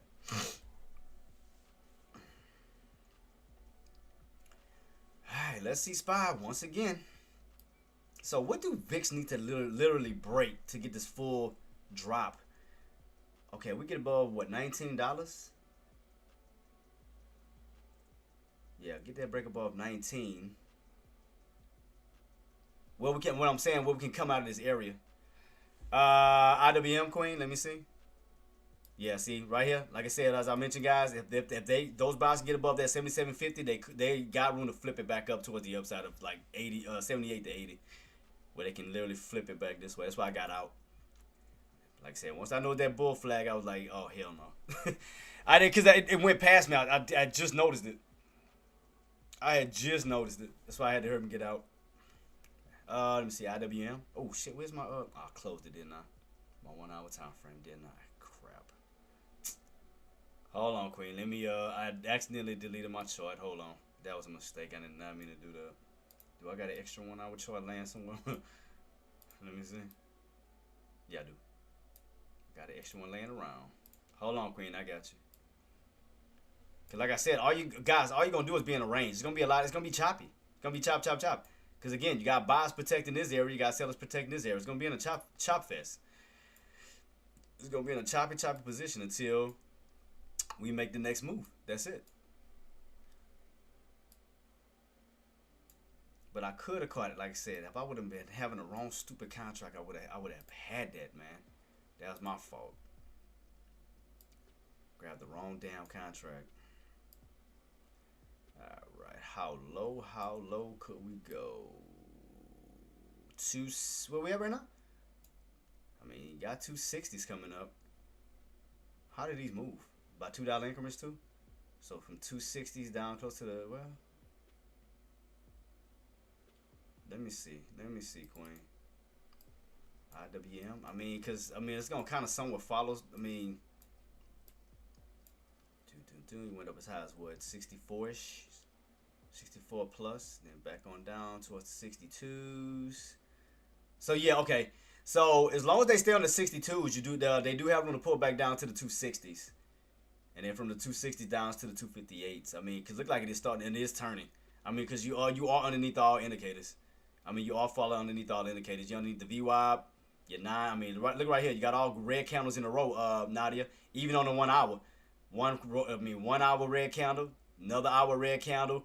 And if we go below this close here, it's going to go for that next leg down. That'll be your third red candle back this way towards the 260s. So that's what it looked like. Looked like they may be going for that third red candle pull back this way towards the 260s. So look like 260s. So just keep it on watch to see. But I'll keep it updated. I'll keep it up to date. But yeah, definitely watch that. As long as you're underneath that 262, you do have room to fall back down to the 260s. And see what I mean? One candle here. Because remember, these candles represent an hour each. 1, 2. So you already had 2 hours of pullback. And then what time it is? 11 o'clock through 12 o'clock. We may get another batch of sellers coming in for the next flush on down. So yeah. So you may get another pullback coming.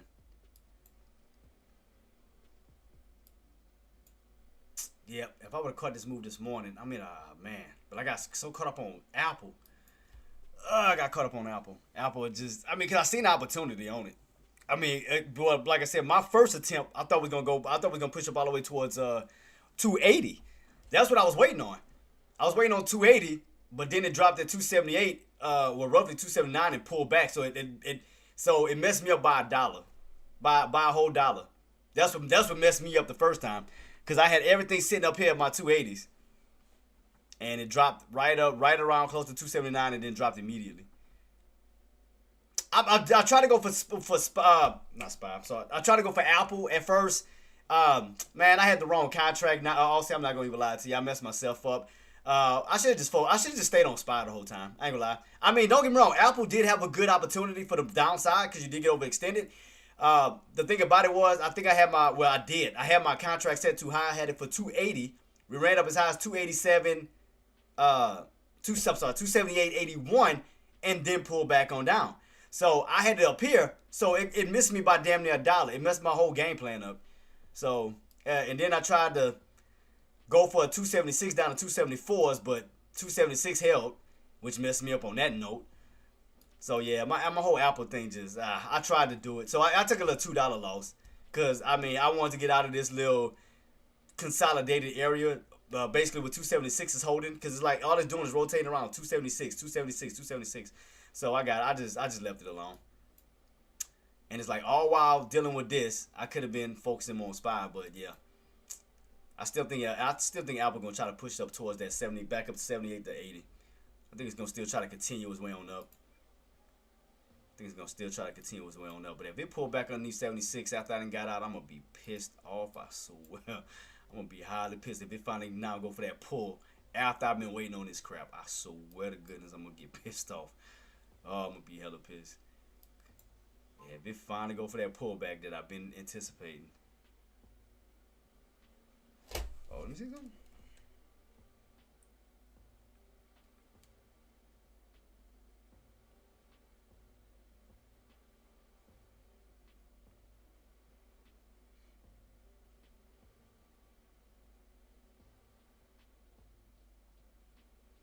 Oh, okay. I was about to say. Okay. And look, Apple. Now I want to pull back. You see what I mean? Now I want to pull back. Down towards that 76. See the little games they play? You see the little games they play?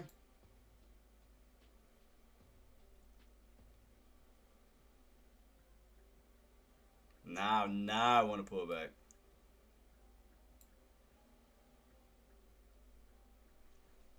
That's cool. that's cool. You know what? F Apple right now. I'm not going to worry about it no more. I'm not going to stress myself out over this crap. I mean, it played around too much. It already missed my first area I wanted. I mean, I'm not going to play with, I'm not going to worry about Apple right now. I'm going to go back to focusing on where I needed to. I'm not doing it. It's too much. It wastes too much time, man. And then look, back down to 276.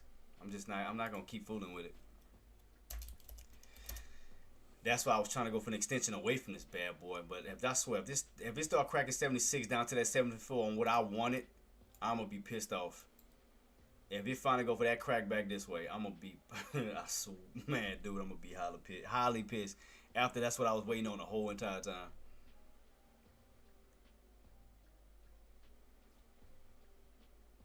All right, guys, you have successfully closed underneath that 78.12. Look for that possible next leg on down towards the 76, down to that possible areas of 74. So that could be your next leg down. I mean, you finally came out of this range again, so let's see, can we get this further pullback now? Yeah, Alpha, I mean, even if it cracks it, I'm not going to worry about it, man. I'm not going to waste my time on it no more. I'm done. I'm just focused back on SPY right now. That's what I'm going to do. Focus back on where we at. Try to give Apple a chance, but it played around at 276 too damn much. I mean, if it crack it, it is what it is. All right. Watch here, guys. Remember, now you're back in this bottom range on SPY. Back in the bottom range. Remember, you got to take this level out in order to get to that 86, 84. So watch these bottoms again. Take this level out. I mean, you got a good engulfing red counter. Look like a little bear flag could be setting up. So we definitely want to go for that next leg down this way. So it does look pretty bearish. I mean, so let's see, can we go for the next leg down? So you got one good engulfing red candle here within that range. Now you want to go for that second candle out of it if you want more downside to come. Again, we want to take this area away from the buyers. We want to turn this now into resistance. So we want to be able to pull from here to now this way. So if you got in, like, again up here, I mean, you still had a good little entry right here from, you know, from 88.75s back down to the 87.12s. So next level, if you still holding, you want to crack that on down to the 86 to 84s. Because it looked like it's making a little cup itself right here. Like a little inverted cup. I mean, it's ugly as hell, choppy as hell, but look like it's making an inverted cup. Look like it's setting up for an inverted cup right here. See, that 276. That's why I say Apple can just kiss my, you know what. I'm not stressing out over that no more. I'm done with it. You know, SPY lost my attention. I mean, not SPY. Apple. I didn't give it my attention. I'm done with it. Try to give it a chance, but no, I'm good. I'm good. I'm focusing on my old stuff now. I try to give it a go. So nope, I'm good. Try to give it a chance. And I bet 5 later on is gonna give me the finger by cracking that level. It's gonna piss me off. I already know what it's gonna do. It's gonna crack that level later on and then finally make me mad as hell. Cracking that 76 down to the 74s. That'd be something. It give me the straight finger.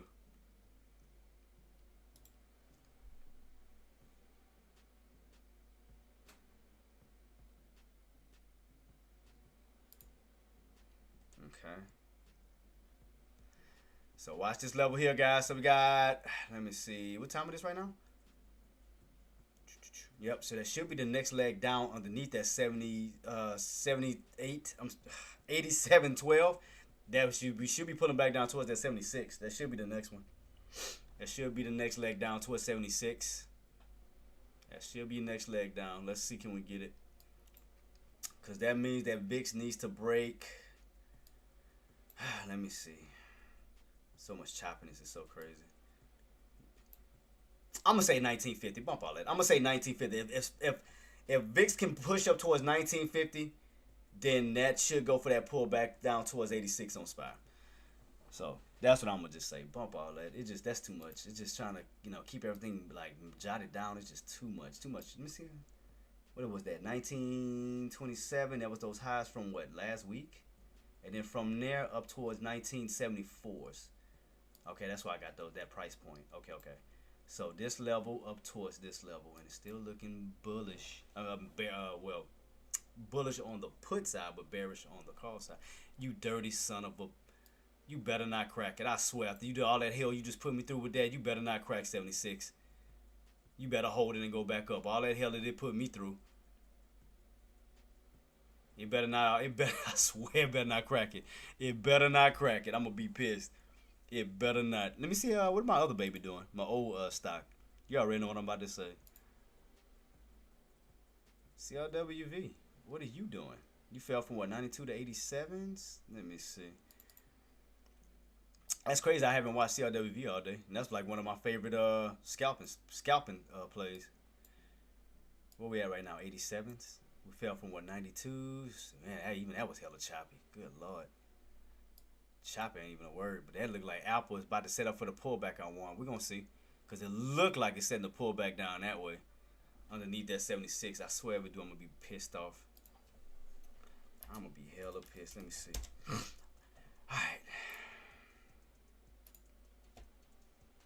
Because keep in mind, guys, you're underneath that 87.12. That's going to turn to some, like I said, as long as you can keep those buys underneath, that's going to be resistance.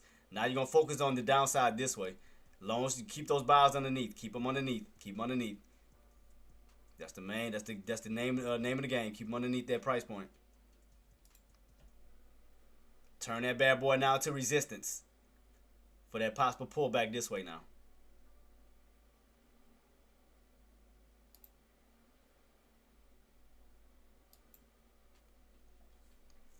So let me see.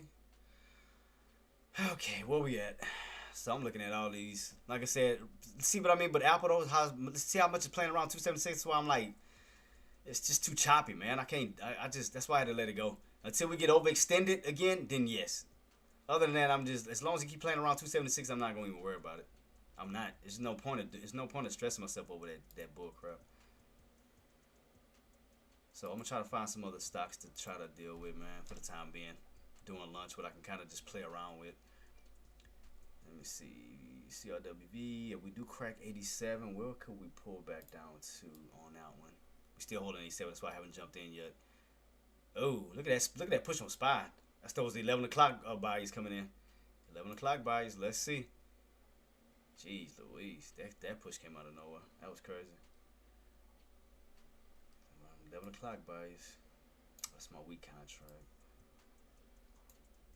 See, that's why I got out of it. That's why I didn't want to play with it.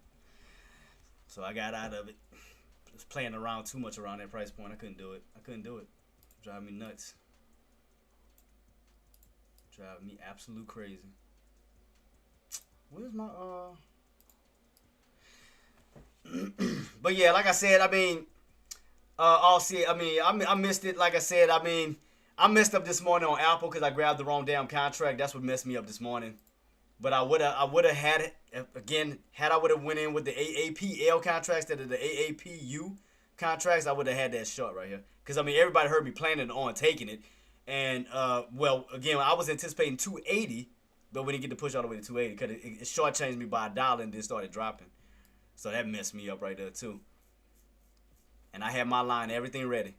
I thought I was gonna just go for that continual push up towards 280, and I was gonna catch it, but it fell right below the area I wanted and dropped. And then the contract I had, the damn spreads were so wide, it messed me up. I couldn't even get in even if I tried, because I even showed everybody. The spreads were too big. I tried getting in. I couldn't catch it, so.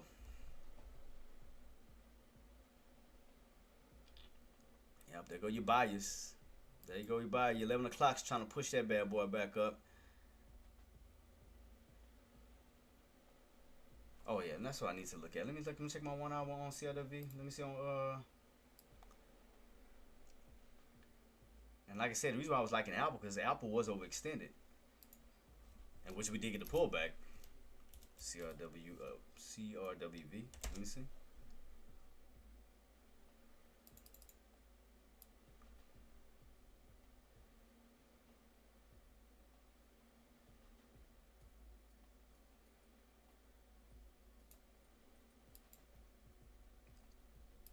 Alright, let me see. CRWV, where, oh, I gotta go to to see exactly where those bottoms is, or where we need to fall back underneath.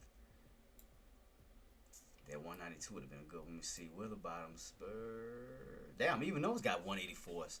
So we may pull back down to 184s even on CRWV. Okay. So let me see. Let me check it out. Where's the god dang, the spreads look like they got even. Jeez Louise. Watching this 87.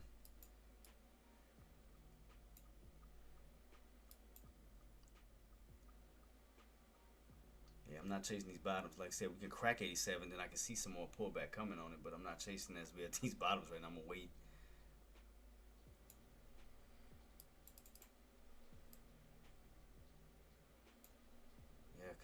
Yeah, cause the only areas I really see is like 86 down to 84s.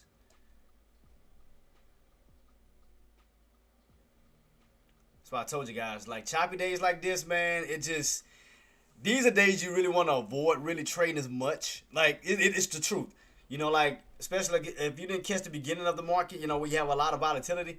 I mean, after big movements, you go through a consolidated day. Because like I said, you can't knock SPY after it gave you 2 days of profit. I mean, think about it. If you go back this way, Monday, upside. Tuesday, downside. Wednesday, consolidation. So, I mean, you can't knock it after it gave you 2 days worth of profitable opportunities. So right now, I mean, like I said, you're just in a range right now. Just in a range. Just ping pong it back and forth. We're in this range right here until we, again, figure out which way we truly want to go. It's just the range that you're in. And just choppiness. That's why I said today is more of a scalp day than anything. Today is scalp. Scalp your way through these price points. I mean, again, if you played the range this morning from these tops, back down, first we held at, what was it, 688.75 down to the 87.12s. Come on, hold up, let me see. So I'm trying to. Did I get the right contract on this? Wait, something is not right. Hold up. Trying to see if this 87 gonna crack. I'm still watching CRWV because again, I do see more opportunities back down to the downsides of like 86 and so forth. I just want to see. So I'm just lining up my contracts, but I'm looking at these spreads too, looking crazy. PLTR. Oh, fail. So let me see. We must have. You better not swear Apple. You know what? F Apple right now. Now I see why. Whatchamacallit said F Apple. My hardware. Now I see why he meant what he said. I see it. PLTR. Let me see. Probably coming back down from an overextension. PLTR. Oh, hold on, guys. Hold on. I got to do this trade real quick. Hold on. Let me see if I can do it. I know the spreads is huge. Hold on. God dang it. Freak. Man, the contracts is just so Getting the pullback on whatchamacallit, but it's damn, man, the spreads is crazy right now on it. Where is the sellers at on this damn thing? Oh, wait, where's the lows? 10 cents. Hold on, man, I gotta fix something. I gotta see something else because it's not right. Yeah, these spreads is crazy. Okay, let me try this one. Let me see if this oops. Let me see if this contract is gonna work instead. I mean, it's pulling back, but I'm saying is the contracts is, the spreads is just so off. Still pulling? Oh, shit. Man, what is... Bruh, I swear it's like the buyers do... Like, I swear, God's my witness. It's like they doing this. I can't even get in. It's like, holy crap. They're like all over the place. I'm talking about CRWV. Like, even for like a quick scalp, it's like hard for me to even catch it right now. Holy crap. What a sellers at? All the way into the 40s? Good Lord. Why are these spreads so just off the wall right now?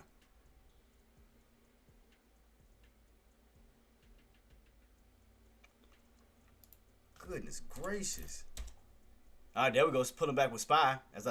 Like I said, as long as we can stay underneath that, we have room to fall back down to 86 to 84s.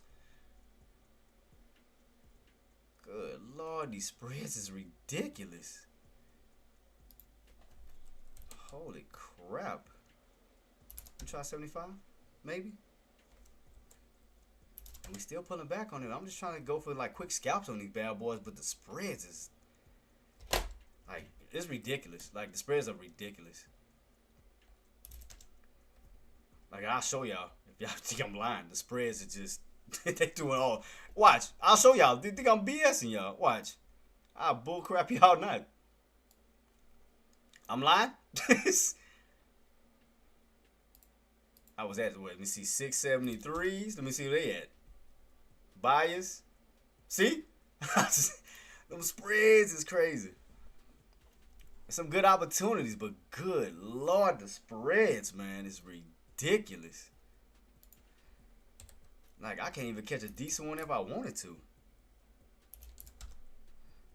I'm going to try, man, but goodness gracious. Let me see if I can try. Let me see. If I find one with some decent, it's still not grabbing it. Let me see. Try this one. What was the lows on this? It's still not taking it. I done tried a different contract. Goodness gracious, man. Will somebody take my orders, please? Holy crap. This is insane. Like, I'm not getting no fills. I know y'all hear me clicking it. I'm switching through contracts after contracts, and I'm still just not getting filled on none of these damn things. Oh, man. Let me see something. What about this one? Nope. This is insane. See, I just don't want to get caught up in no bull crap now. I mean, it's like, god dang, I feel like, let me try one more. Nope. It still ain't grabbing. I quit. I'm retiring. I'm trying to chase these trying to set up these contracts. It's just, I'm moving my contracts all around trying to find opportunities. It's just not, I'm not getting no grab on these bad boys. Let me see. I'm going to try this one. What about this one? The bias jumped in front of me. I swear the bias jumped right in front of me as I was getting in. Oh, yeah, they devious. Boy, I swear they devious. They devious. What we at, 86? But look, quick, look. At first, I'm going to show you. Look. I was even trying to just play around with it just to test it. Look, so first it was like, before these buys jumped in, it was down here. It was like, the buys was like right here. So I jumped in, all of a sudden, a 10 cent, like those 10 cent buys came out of nowhere. Like foul. They just like they trying to push me up. Let me see. I mean, I'll do it in front of y'all. Let me see if it's going to run. Let me see. I gotta make sure we crack 86 though. Because I know we're trying to bounce right now. I don't want to force anything. Yeah, see, we pushing back up real quick. Let me see. Because after all this chasing with contracts, we didn't pull back down to the 86 bouncing now. Because what I was trying to do was trying to trade off of the red candle. By the time I was getting set up, I missed it. Because I couldn't get in. I couldn't get in on none of them. I had to change the contracts I don't know how many times. I changed the contract like 5 or 6 times. Because they was not letting me in.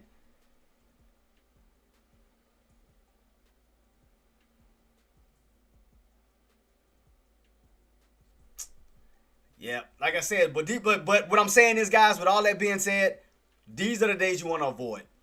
These are I'm being dead ass serious. These are the days you want to avoid. Like, it's choppy. And I told y'all, 9 times out of 10, it was going to be a choppy day because we already made big moves already Monday and Tuesday. So these are really the days you really want to avoid. These is more of the choppy zones. Like, it is. I'm just being honest. They choppy. It's hard to trade them. You know, they're definitely difficult to trade. SPY, if you think about it, was, kind of bouncing all over the place. From the price points that we had. But, excuse me, I know it was, the entries was a little difficult. The entries were definitely difficult. Because it's a lot of choppiness right now. Look, right, look again, you're right back in this range again. See what I mean? It's choppy. Like, these type of days, you do want to avoid. You don't, in other words, you don't have to necessarily trade every day to make money. You don't have to trade every day to make money. Until you see volatility step in, again, this doesn't set any type of pattern other than, all I've seen so far on this was like a cup. As far as bullishness, I haven't seen a reversal yet, or, a U-shaped pattern, or an uptrend build. I haven't seen nothing yet on SPY. It's just been chop. The only time we seen consecutive candles was when we had a move up and a move right back down. That's the only time I've seen consecutive candles in a row. Other than that, it's been mixtures. Red, green, red, green. It's just been a mixture. Yeah, so anytime a type of days like this, that's the ones you want to avoid. Unless you see something making a big move, where we can have room to play back down, which is what I was trying to do with SPY. But I mean, not SPY with Apple, but see, Apple was on my radar as we was pushing up, and looked like it still may push up.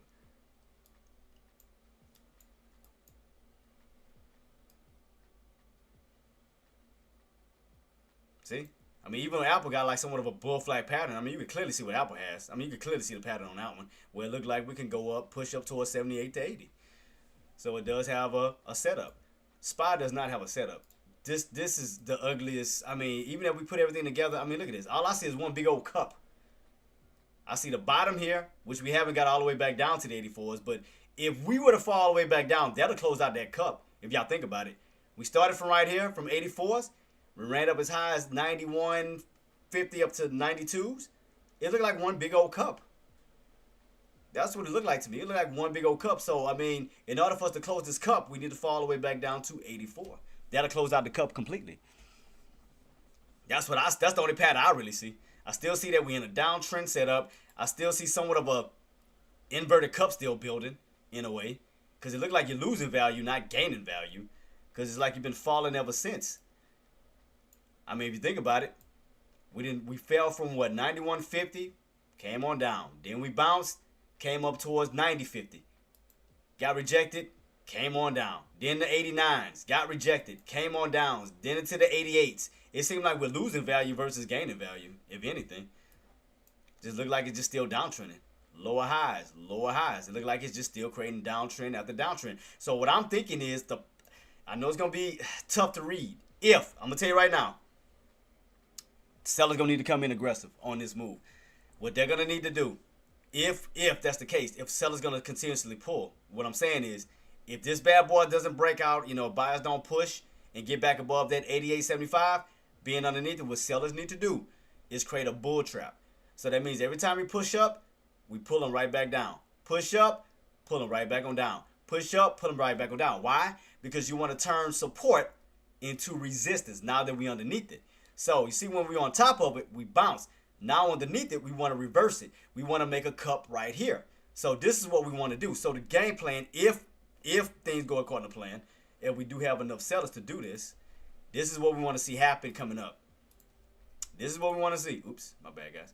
We want to see this go up, catch them right here, and then start to drag them right back on down where we can possibly get that sell-off, next sell-off. Again, turning support into resistance. So take this level here, being underneath it, trap them. That's what we want to do. I mean, I stone the other way. To get out of this choppiness. To create something else. Because all yours in this range here, where you're gonna go back and forth. Sellers gonna be sitting here, buyers are sitting here.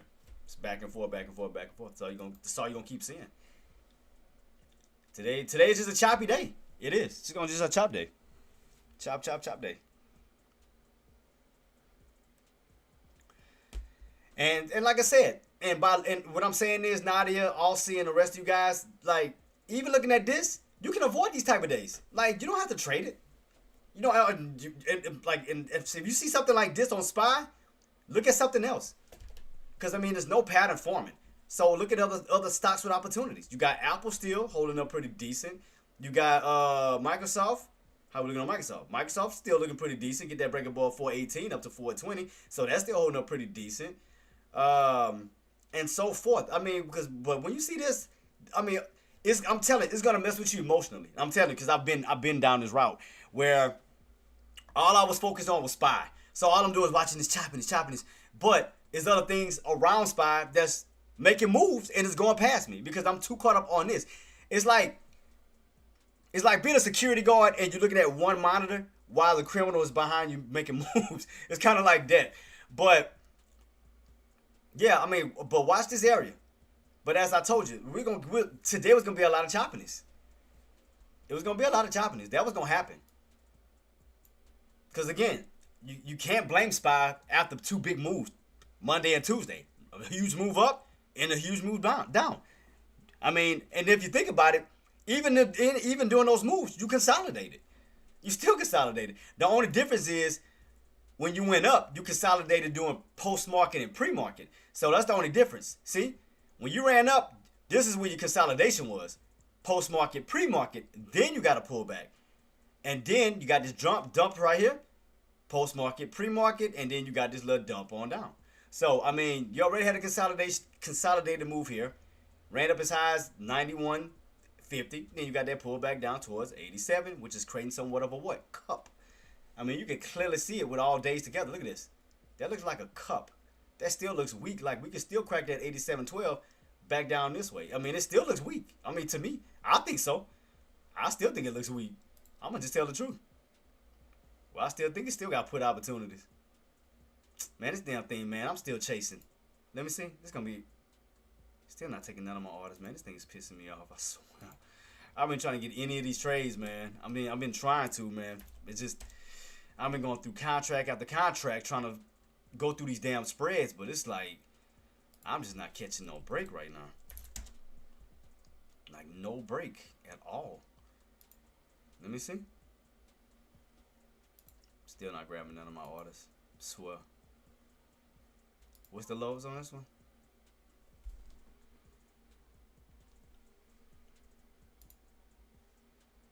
Let me see. That's my last area. Nope, and still ain't grab it. I even went above the buy is like by 2-3 cents and it still ain't grab it.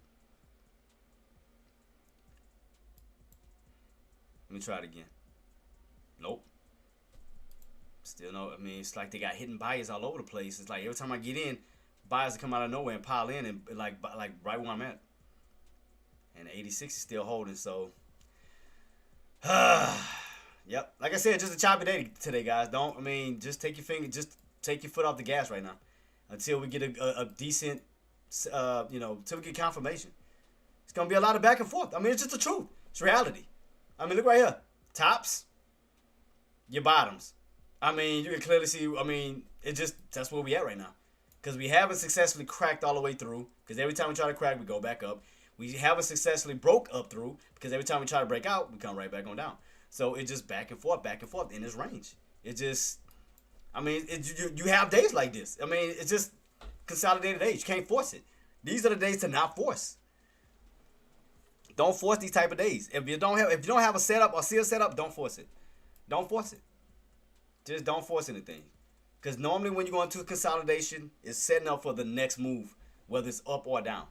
So if anything don't happen today, we're going into tomorrow where we're going to have earnings. We got Google earnings today. Yeah, today. And then you got Amazon tomorrow. Then jobless claims and so forth. But yeah, it's just a choppy day today, guys. I mean, this is the only range that we have right now in front of us.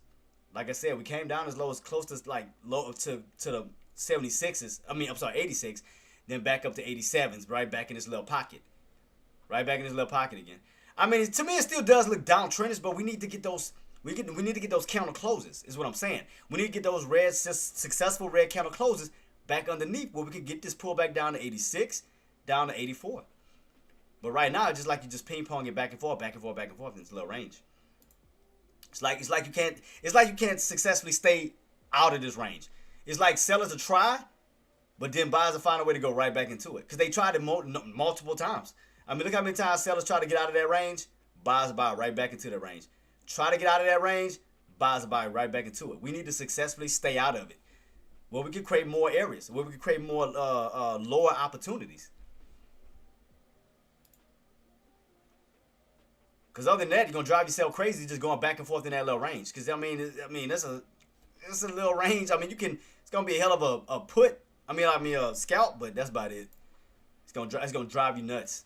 Those little small areas like that's gonna drive you completely nuts. And I'm just still not grabbing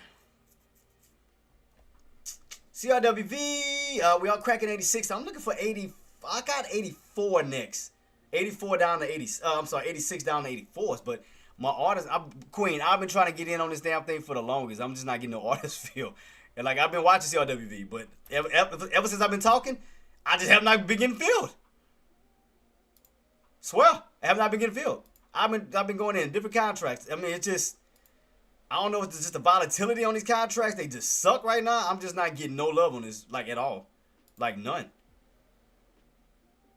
I'm getting above big buyers. Like, and still, it's like they got hidden buyers all over the place. Like, no matter what I'm jumping into, it's hidden buyers that come out of nowhere, and I cannot get filled.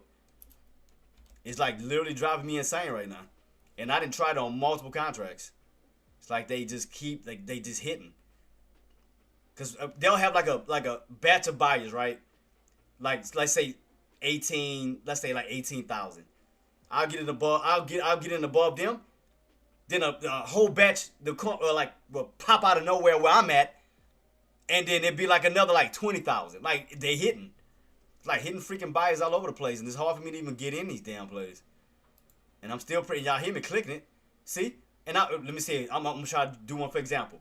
And I'll show y'all that I'm not lying. I'm gonna show y'all I'm not lying, but I want to. But every time I do it, it's like they put me in the wrong time. Let me see where we at right now.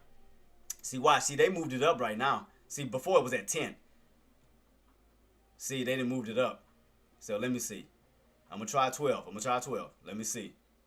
I'm gonna just take a little small risk. Let me see if they're gonna take it. See? You see? Now you see what I mean? Look, hidden buys come out of nowhere. Now you see why? Now you see what I mean? Now y'all saw the proof. It was at 11.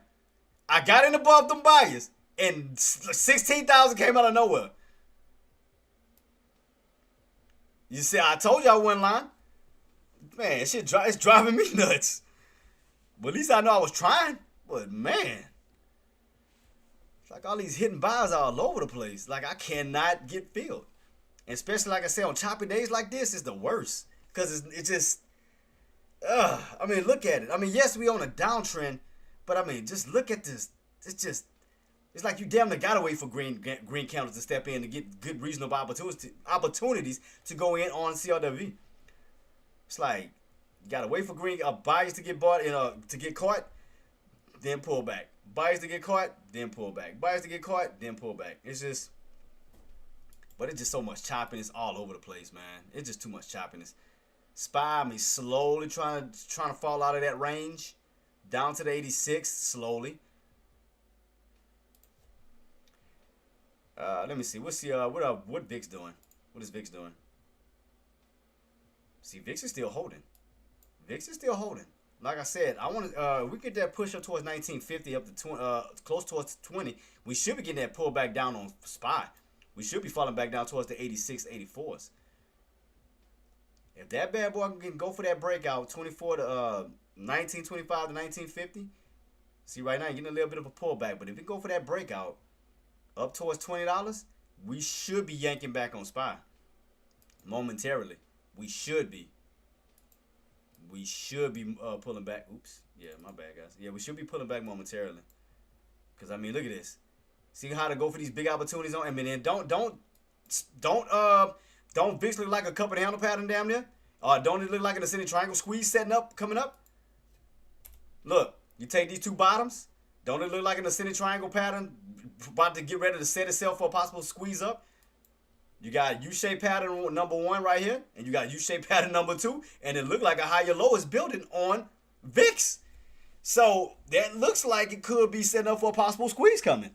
So in other words, if that bad boy squeezes up, that means SPY is coming right there on down. That's what that means. Because, I mean, look at this. Oops.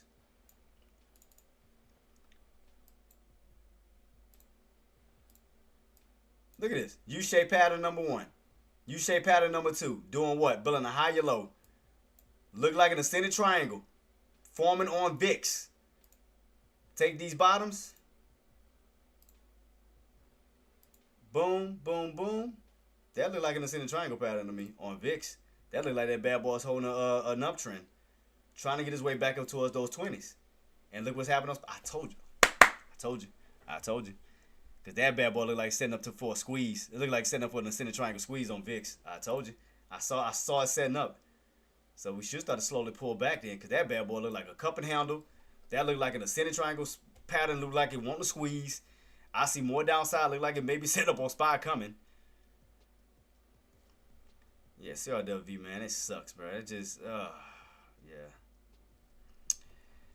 Yep, today just not been my day. I mean, especially like I said, Apple messed it up today for me. Apple messed my day up. I should have just stayed focused on SPY throughout the whole damn day. But I had to get distracted with Apple, and it's damn near it's 70. What was that price point? It was 76, right? I had to get distracted with that one.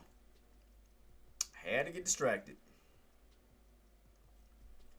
I got caught up in it. I'm man enough to admit it. I got caught up in it. I ain't got no shame in my game. I know I did. Got caught up in Apple's bullshit. I did. So where I'm at right now, SPY. So it is what it is. So yep, we're room to pull back. We're room to pull back, fellas and ladies. So I'm going for it. I don't care. I'm gonna just do it. Oh, I was about to say. I thought I didn't grab my order. I was about to say. I was about to say, man, wait a minute. I was about to say, wait a minute. Let's see. What I got left? I was really about to say. Let me see, can we crack this 86? Let me see if we can crack 86 down to 84s. Let's see. I'm gonna keep it on watch. Cause I mean, look at this. I mean, you got this U-shaped pattern on VIX that look like it's ready to go. And look like it's ready to go for that damn push. I mean, y'all see that? Look at this U-shaped pattern. And again, VIX look like it's holding an uptrend, while SPY's on a downtrend. So that means crack 86. You do got room to fall down to the 84s. So let's see, can we get this crack down towards 86, basically back down towards where my white line is at. Let's see, can we get it? There you go. All right, let's see, 86, baby. 86 crack for that pull back down. Let's see, come on. 86. But yeah, like I said, because now you start to get a little bit more volatility coming in now. You start to get a little bit more selling volatility. Definitely a lot more selling volatility. So the goal is to, from the area that we were holding, from that 87, I want to see, can we pull back down towards, like I said, I want to see, in other words, I want to see us complete this cup. I want to see us complete this cup all the way back down this way. So 85 down to the 84s. That's what I want to see. That's what I want to see. I want to see this cup get closed. So that means we need to crack down to the 85.50s, down to the 85s, from the 85 down to the 84.50s, down to possible 84s itself. Therefore, we'll be closing out this cup. One is making a cup inverted. One is making a cup and handle pattern. The other was making an inverted cup and handle pattern. There we go. There we go. That's what I'm talking about. I didn't want to curse. I was about to get too excited. I was about to say that's what the. All right, let's see. My fault, guys. My fault. I got too excited. I got it.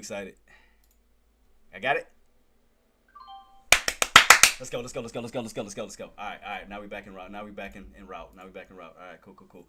Yeah, like I said, Apple messed me up. Funk Apple, man. Should have stayed on this the whole entire time. So Apple, I would give you the finger, but I gotta stay professional. I would. So where we at right now? 85. So let's keep pulling. Again, the goal is to close this cup out. So 85. So we want to see 85.50s, from 85.50s down to the 85 itself.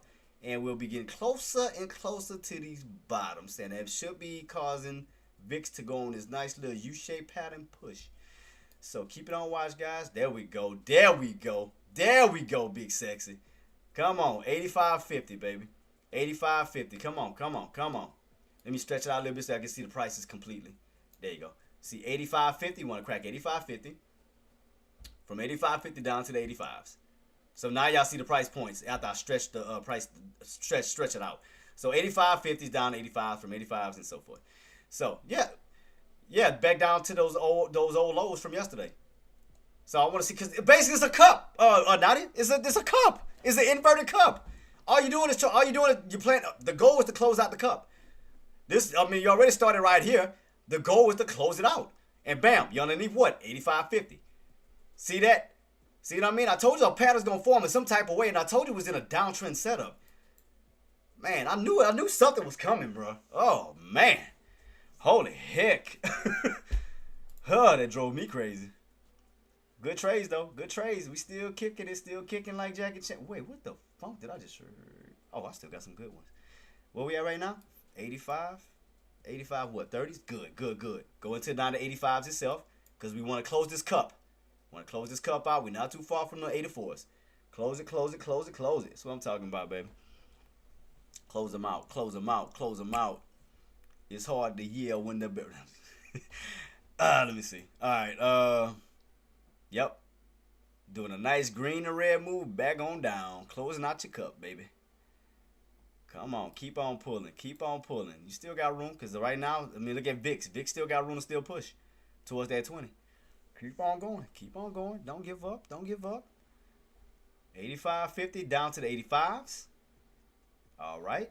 Because, again, all we doing, guys, is closing out this cup. Closing out this cup.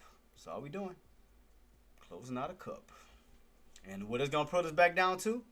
Around 84, where you had that strong bounce at, right? So 9 times out of 10, you're going to possibly have bias sitting where? And last time you bounce, and when you bounce, how far do you go up to? Back up towards where? 87.12, right? So as you're pulling back down this way, you're going to have a buying opportunity, 9 times out of 10 where? See? Always utilize the pass. The pass always works. I'm telling you. You always got to use the pass to the best of your ability. And where Apple at? I bet Apple done fell underneath. Yeah, see?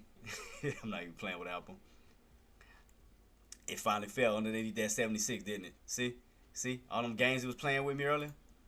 See? It made me miss out on all my opportunities on SPY playing with Apple. Now you fall back underneath the 76. Now you doing what I want you to do. See? Now you want to turn. But right now, as far as SPY guys, 85s, look for that 84 pullback right here. Look for this possible area for a possible bounce as you pull them back on down. Possible bounce where buyers can come in at, but you do have room. If you are in on the put side, you do have room to still pull. 84.50 down from the 84.50s, but all the way back down to yesterday's lows. So you need to crack 85s. From 85s, want to pull down towards the 84s. And there you go. And that'll close out your cup. One is making a regular cup. The other one is making an upside down cup. Y'all notice that? So I told you. That's why I looked at the setup. I say, man, look like VIX wants to make an inverted, not inverted, but it look like it wants to make an ascending triangle pattern. And now you want to pull back down. You dirty. Oh, my God. Now Alpha wants it to do what I want it to do. Now y'all want to give me the pullbacks. I told you guys, once we got that pull underneath that 87.12, I told y'all how far we can go down to. I told you I marked the lines out for you guys. From this area, I told you that we need to take out. Y'all are my witnesses. Nadia, Aussie, whoever's watching. Did I lie? Did I lie and not say if we crack underneath this 87.12 that we can see possibly down to 86 to 84? Didn't I not say that? I said if we could. I said the area that was holding up pretty strong, well, buyers are sitting at was these demand zone. I said between the 87.12s because we went back to see on what level that was, and this morning's pre-market, which was 88.75. Did I not say if we crack? I said all we need to do is crack underneath this price point. We can see 86 and we can see 84. Did I not? Did I not? And where we at? 85 going into the what? 84s. Guys, did I not call that out? Aussie, I called it. I called it. And I also called out a cup. I also called out an ascending triangle pattern on VIX. I put everything together. Look at this. Queen, wasn't I not breaking down everything before it happened? I said, damn, look like VIX wants to make a U-shape. I said, look like it wants to make an ascending triangle pattern. I said, also look like a cup and handle pattern. I said, and also look like SPY can make an inverted cup. And I said, the goal is to close out the cup. And aren't we not about to close out the cup? Aussie, are we not about to close out the cup? From yesterday's bottoms. Yesterday's bottoms. And did it not play off of my downtrend setup? I mean, everything's going according to plan. Look at that. Look at my trend line. Downtrend, downtrend, inverted cup. I mean, everything is coming according to plan. Look at that. We figured out the pattern. We fought through the choppiness to figure out where the goal was sitting at. And funk you, Apple. Shit.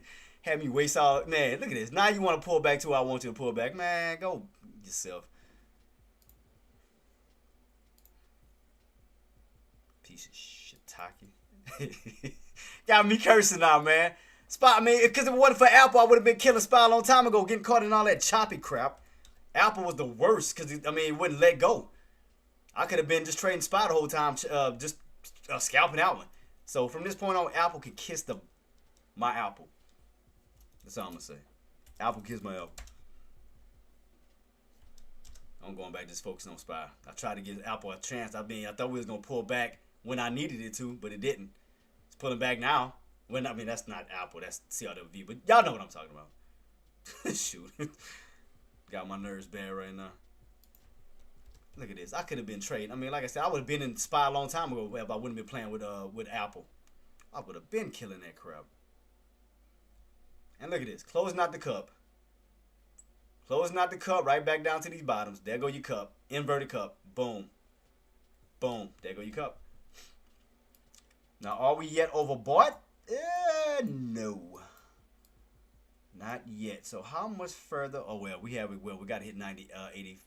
What would it be after 84? I think it's going to be another level beyond that. What is that? Come on, SPY. Let me go to my SPY chart real quick. Hold on, guys. I think it's another one.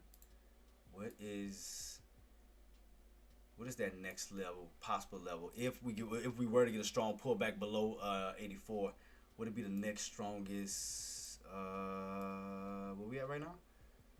Whew. Oh my God! Let me look at this. The next level I see. Y'all ready? If we have a hard crack below 84. The next pull I see is going to be down towards 82.50. Down towards 82.50. Again, if we can't hold, if we can't hold this bottom, and we do go beyond 84, the next level on down, I'm just telling you, it's going to be like below like 82.50 down to 80, down to the 80s. But we damn near closed out the cup, so congratulations on my team. That's what I'm talking about, baby. That's what I'm talking about, baby. We made it all the way through closing out this cup. Made it through the pain. That was sexy. That was sexy. That's what I'm talking about. We closed out that cup, baby. So shout out to the team. We found it. We figured it out, So W to the team and so forth. Because we rode it all the way through. We figured it out. Made a big old cup.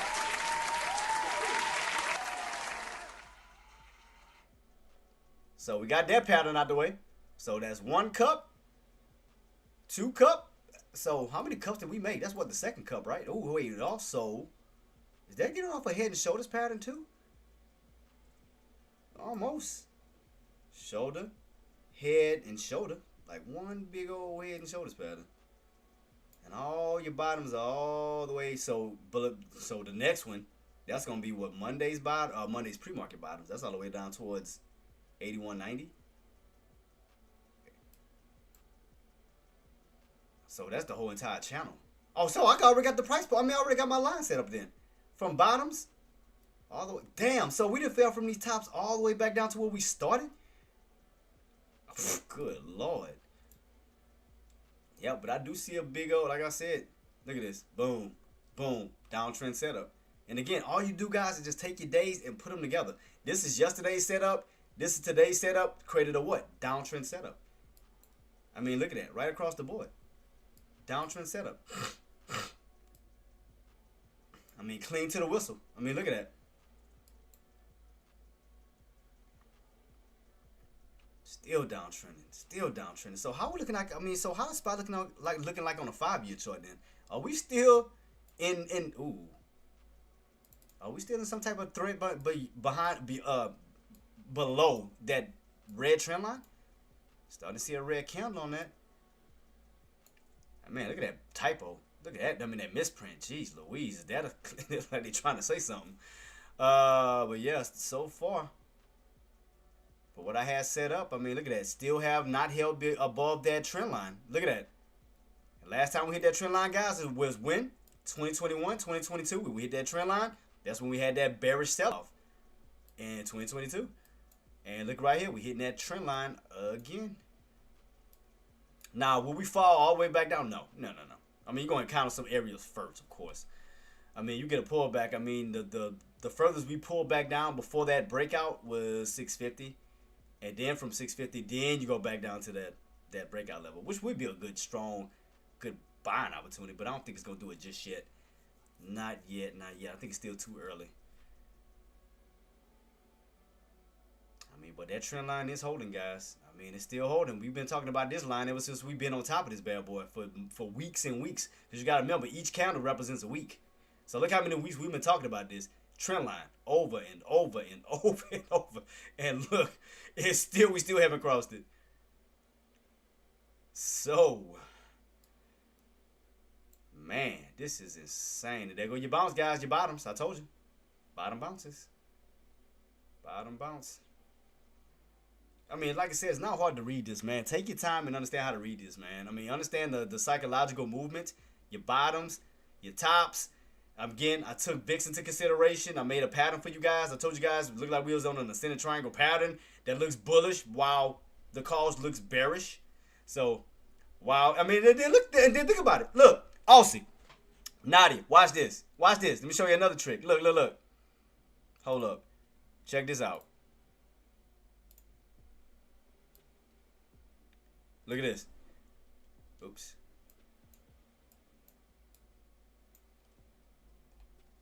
Look. There we go. One U shapes up. Right?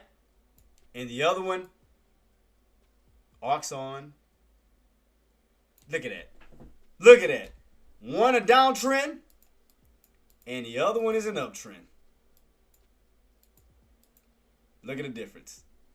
One is uptrending and one is downtrending. Ain't that something? See how easy it is? Once you catch on the kind of VIX on what VIX does, to kind of notice what SPY may do. Crazy, huh? One is, like I said, U-shape, and the other one's making like an M pattern. Somebody here?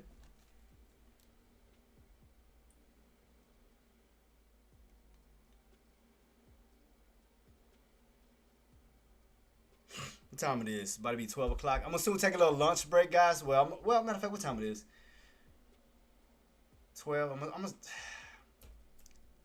long have I been on? Cause I know I usually stay on until 1. I'm trying to figure out what I want to do. Because I know I need to, lunch. Well, yeah, lunch hour is soon about to roll around. It's about to be 12 o'clock. All right, so that's what I'm going to do. So, okay. Yeah, 12 o'clock, I'll take a little lunch break. I'm going to keep everything on. And then I'll be leaving around 1:30ish, 1:30, something like that. But as of now, we already got our setups. But Aussie, Nadia, you see what I mean? When you take all your time frames and smash them together, now you see what I mean by you get a full pattern. All I did was take Monday, Tuesdays into Wednesday, and what did it create? A downtrend. It created a cup. It created a possible head and shoulders. I mean, instead of looking at just one day, because think about it. All right, what about if nobody was paying attention to everything behind it, and everybody just saw this? It'll look choppy, right? It'll look like one choppy day, right? Because everybody just focused on today's movement. Like right here for today, right? All it'll look like is choppy. That's just one day. If you go back and put them all together, you'll get a total different pattern right in front of you.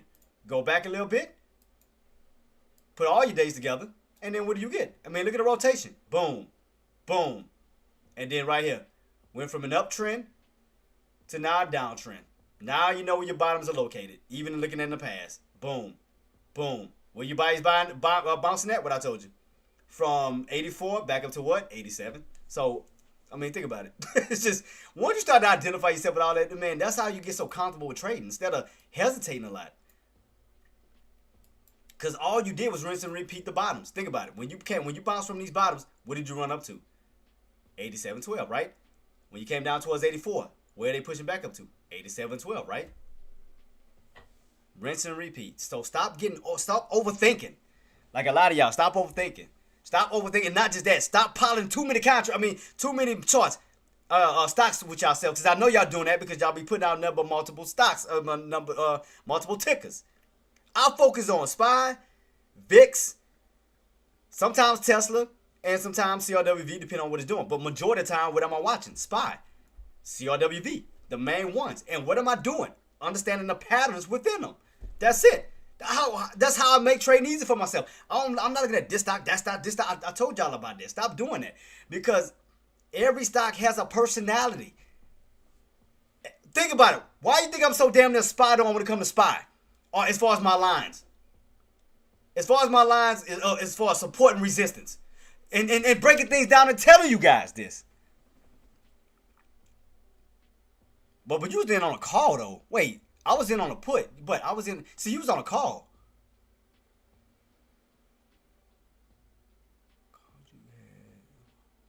Wait, I wasn't in on a call. I was on a put.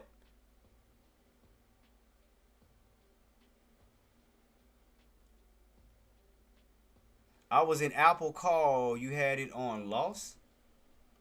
No. I'm gonna tell you what happened with me on Apple. I mean, again, I said that this morning, Nadia. I'm gonna tell you what happened. Like I said, I grabbed the wrong contract. I was in on instead of AAPL, I accidentally grabbed AAPU contract, and the spreads were so big. So while I was trying to get in, I was missing opportunity. So I'm trying to rush to switch my contract over to APL. And as I was trying to go in, it was too late. I got caught in the range. So again, I took a $2 loss. I mean, and I just made that back. I mean, I made my money back because then what did I do? I caught SPY short back down. So I was in on Apple call 280. I hold it and went down. Okay, see, where did you get in at? Where did you get in at? You got to think about it, Nadia.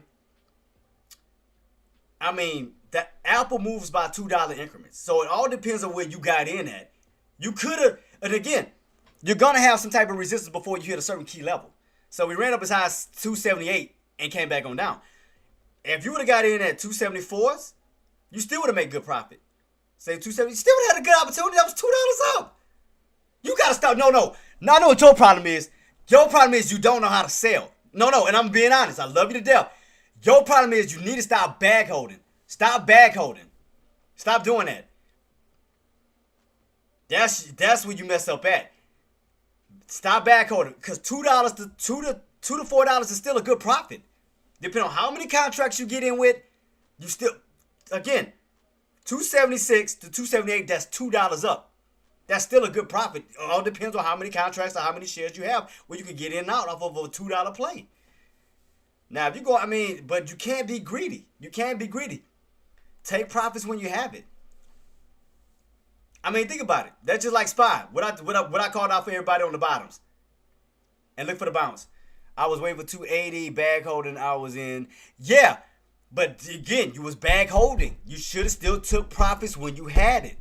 That's the thing. And not just that. Were you paying close attention to your candles?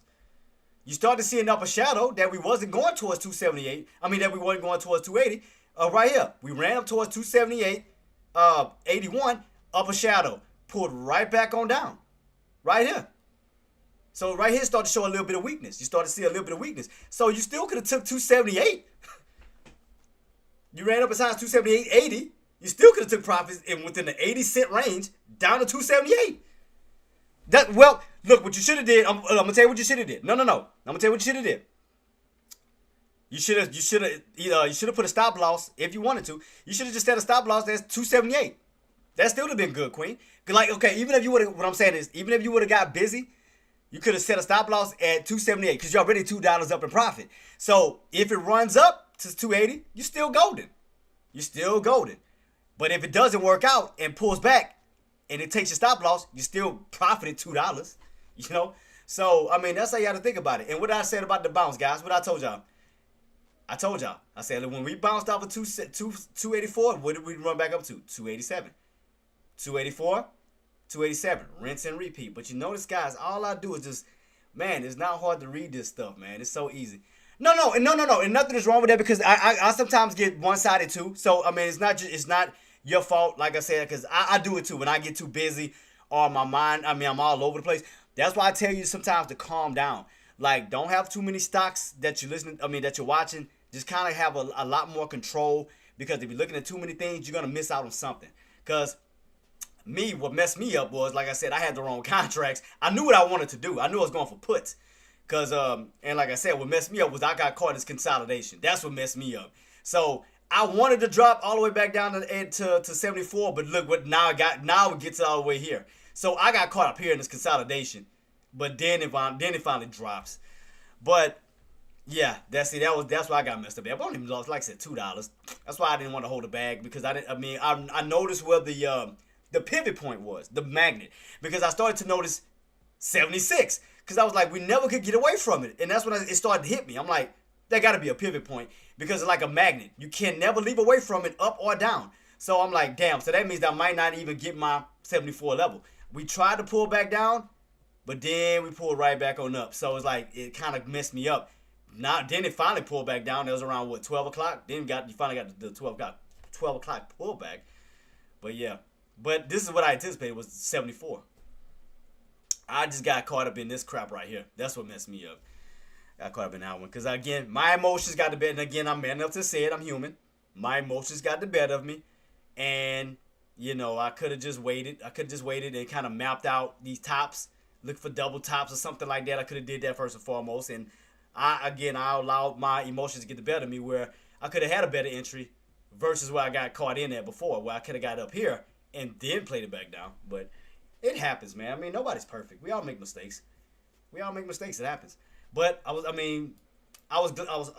glad to help you guys out who were trading SPY, to call out the cup, to call out the downtrend, to call out the position that was about to be happening on SPY, so y'all wouldn't get caught. Especially the ones that was trying to go long and holding. I saw it. Because once I started to look at VIX setup, I say, wait a minute. I said, this looked like an ascending triangle pattern. I said, it looks like in a triangle pattern. Ascending triangle pattern. I said, it looked like this bad boy is U-shaping and building up a higher low, while SPY is creating lower highs. And that's what I noticed. I said, guys, I think we about to fall back down. I said, this look like a cup. Remember, I kept telling you guys this. I said, this look like a cup. I said, what I mean, I want the cup to close out, right? Exactly what I told you. I said, in order for us to get the cup to close out, we need to fall underneath that 87.12. We need to get rid of that. Because you remember, the first area we needed to get rid of was the pre-market lows.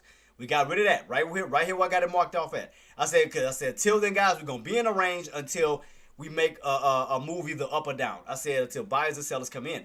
I said, sellers, what we need to do. I said, sellers, we need to take out 87.12. If we can take out 87.12, I said the next levels that we can see on down is 86 to 84. And I drew out and I brought this guy to you guys' attention on where we could pull back down to. And lo and behold, where did we fall? 84. Can't make this up, baby. I broke everything down to a science to help everybody. Try. No, you're right. And no, well, and no, you are absolutely 110% correct, because IWM does have some good plays on it. You're right. But SPY, I'm good with SPY. Like, I mean, I don't know. It's just something about SPY. I've been doing it for so long. It's like I know it. I don't know. I guess when I get with IWM, I have to just kind of study the personality of it, and like I said, when it comes down to SPY, I just know it, because I've been dealing with it for so long. It's just kind of like second nature to me. That's why I'm so that's why I'm good at calling out a place in my price points where I needed to. From these tops, pre-market areas, down to these bottoms. I mean, called out a pattern, but it's like I can see it. Like, I don't know, it's something with SPY. I'm just so used to it. And I just love it because I can scalp it. I know how to play it. I don't know. I'm just used to it. I'm just comfortable with SPY. That's just how I've always been with it. Now, I will trade like Apple and them, like what I did before. When I see moves like this, overextensions, whether it's down or up, like I'll trade it. Tesla. If I see anything on the top gain, I'll see on how high they are, and that's what I'll do. But IWM is not bad. I agree with you 110%. Excuse me. I just have to study the movements of IWM. But no, you're not lying. I mean, it is good and cheap, and I mean, as far as contracts, I mean, trust me, I've seen the contracts. Yeah, I mean, you're 110% right on it. I agree with you. I agree with you 110%. Because what was that? 64 down to the 60s. So if you would have got that contract 60s, what was the lows? Yeah, because the lows was 10 cents. Huh. Let me see. Yep, the lows is 10 cents, now all up to $1. So yeah, I mean, you're not lying. I mean, as far as affordable, I mean, it's pretty. Yeah, yeah. So I agree with you 110% though. You're right. You're right. You're right. You're absolutely right on that. I do see it though. I do see it now. What you're talking about. Okay. So I guess I'll be studying IWM then. But but I do see the contracts and what you're saying. I do see it. Yeah, yeah. I mean, it definitely, yeah. I definitely see what you're talking about now. Yeah. I mean, I'm talking about some good ones too. I mean, they went from like 7 cents to $1, 10 cents to $1, 19 cents to $2, 34 cents to $3, 55 cents to $4, 87 cents to $5. No. You're right. No. You're right. You're 110% right, Nadia. And I agree with you. I agree with you, Queen. I'm not gonna even go against it. You're right. You're right. You're absolutely right. So let me take a look at it. I agree. So let me see now, looking at it. Let me see the opposite. Let me see on what we're going next on. I'm gonna look at it too. I mean, it's pretty much in the same direction as SPY, of course. But let's see. So the bottoms on IWM. Let me go to my 1 hour first. Let me see what's my 1 hour at. What are the lows on these? I see 259s. Almost down to the well, we already read the 259s, right? Yeah, down to the 258. Let me see if I see a big pattern on that one. Let me see some, Nadia. Hold on, Queen.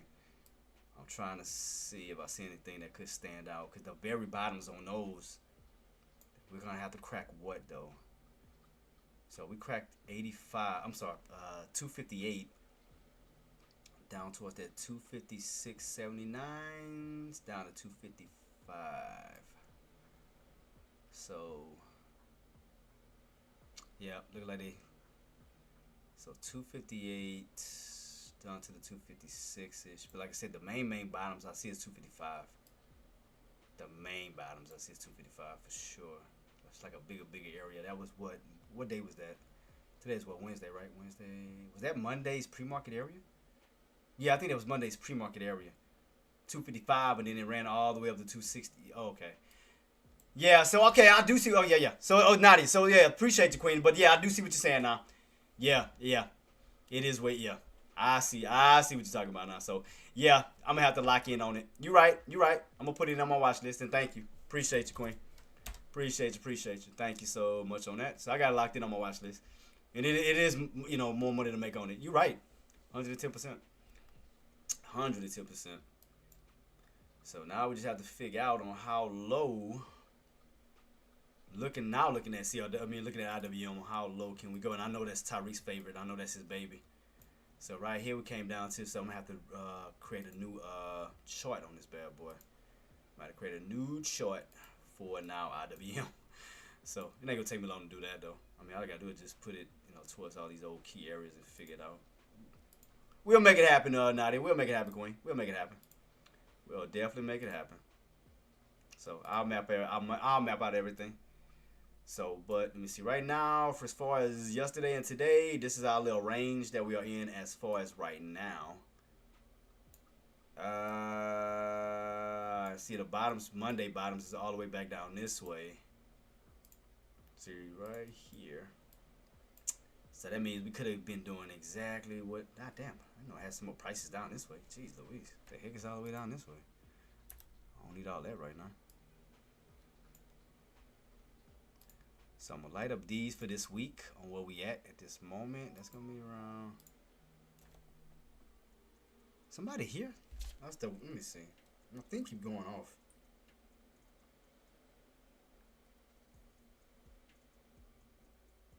No, I don't see nobody. So 260. So I'm gonna look at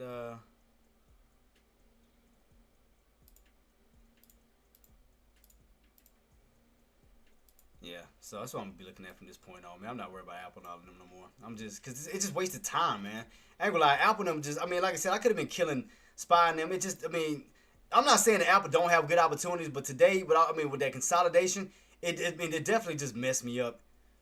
It definitely, it made me waste so much time, man. I'm like, man, F Apple. I'm not worried about Apple no more. I'm just gonna focus on my main ones. Cause that was just time wasted where I could have been up like a long time ago on this. All right, Queen. Let's see. The only thing that it didn't make the cup pattern like Spy did. So that's why I like Spies too, cause I can just see patterns so easily. That's what I like about it. See how with Spy, I mean, I can easily. That's the only thing that I like with Spy. Spy can easily pinpoint like patterns and setups and stuff. That's the one thing I like to say I love about Spy, because it's big opportunities, big opportunities.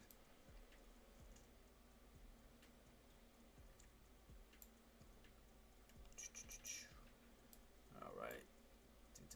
So I'm gonna have to, like, say, I'm gonna just put a little bit of work to study in IWM, because I mean I added to my list. I mean I definitely added to my list.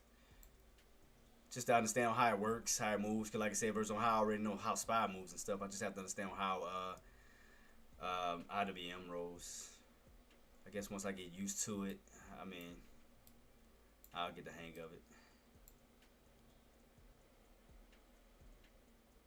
Oh my God, looks like for Spy. I mean, the difference is, I mean, it does have this almost the same unique. I mean, like, I mean, look, I mean, you do have a big cup. I mean, you do have a big cup, a way bigger. I mean, I do see it. I mean, you do have a big cup on it. This one made it more of a smaller cup. Yeah. So I mean, yeah, you're right. Yeah, cup, yeah, yeah. I agree. Nadia. I agree 110%. Yeah, I agree with you. I agree 110%. Now I just have to figure out how, well, IWM, how we set up today. I mean, I know right now, as far as today, we downtrending. So now I got to just figure out the price points. Because now she put me on something new. Which nothing else wrong with that. I mean, I just got to figure out now how it works. Like, to look for, possible opportunities now. Why does my thing keep going up? Is that the wind blowing, making my sensors go off? Something. I'm going to go. I'll be right, man. What time it is? 12 o'clock? Yeah, guys, I'm going to still take a lunch break real quick. Oh, wait. Matter of fact, I can either take a lunch break. What time it is? 12.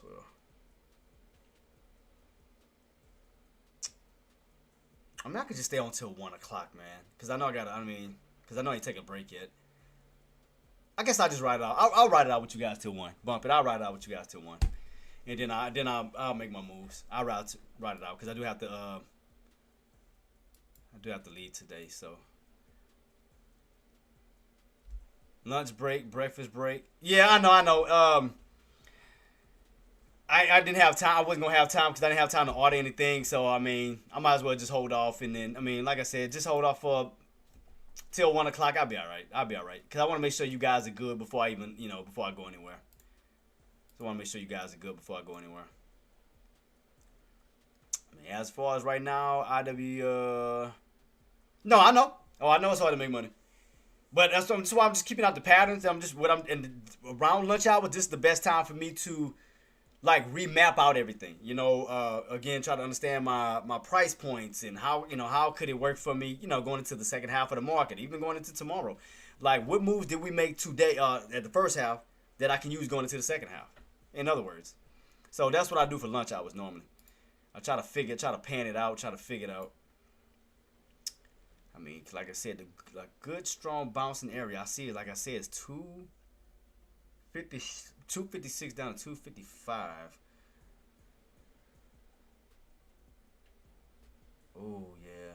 What about the bouncing areas on this bad boy? Yep, pre-markets. What about this bounce? Like, all the good bounces always happen in freaking pre-market that I'm going back and looking at. It's like it's always pre-market.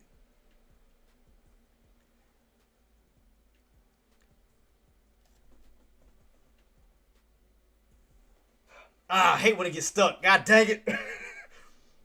I hate that. I hate when it does that. It was coming out too. You dirty little you got stuck. I hate when it does that. I was getting ready to do it too. That bad boy got stuck. I was like, God dang it. It's like such a pet. Like, it just is. I hate that. It's like a pet peeve of mine. When those sneezes don't come out and it just gotta get stuck, I hate it.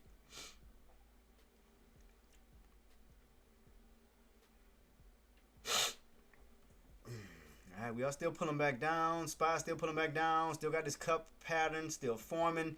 Still got these bottoms right around 84s. Keep in mind, I'm trying to figure it out for us IWM that she didn't put me on to now. That's going to be around 289. Somebody, wait. Is somebody here? Why does my thing keep going off?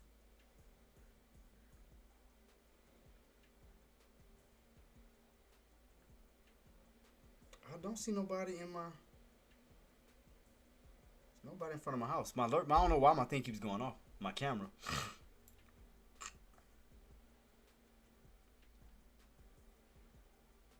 Okay, what's the next move from here, guys?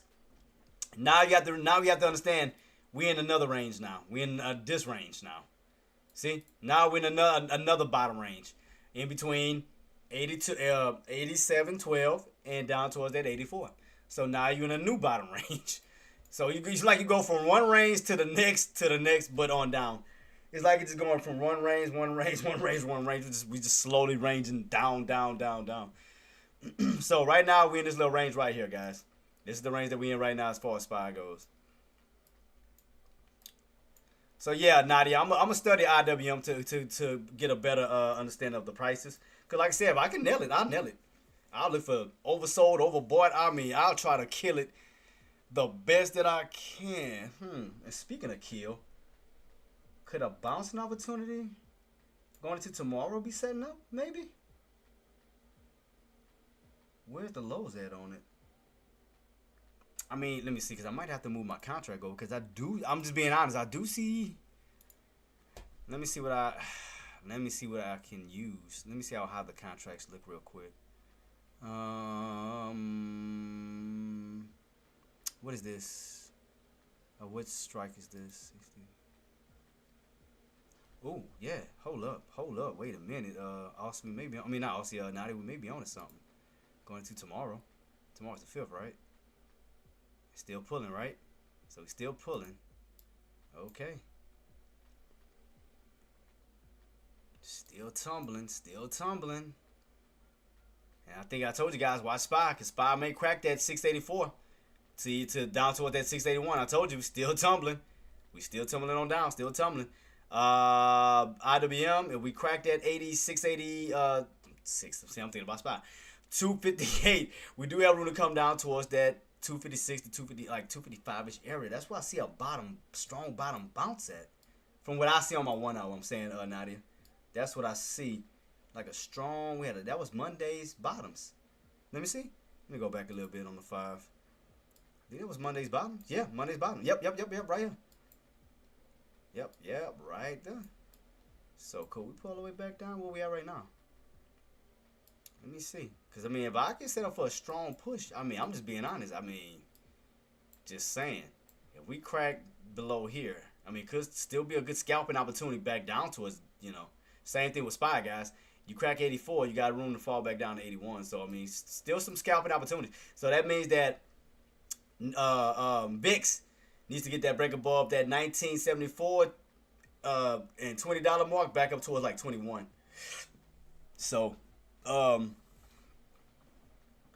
yeah, I mean, because whatchamacallit can get overbought. I mean, oversold. I mean, playing the oversold side for the possible bounce back up, Nadia. I mean, that'd be a good opportunity. Just being honest. Just being 110% honest. All right, I'm gonna show you a trick, Nadia. All right, you got TOS, correct? You got TOS? I'm gonna show you a trick. How to help you.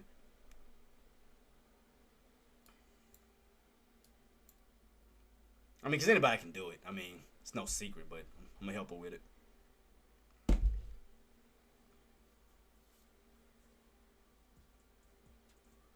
Okay, go to your 1 hour.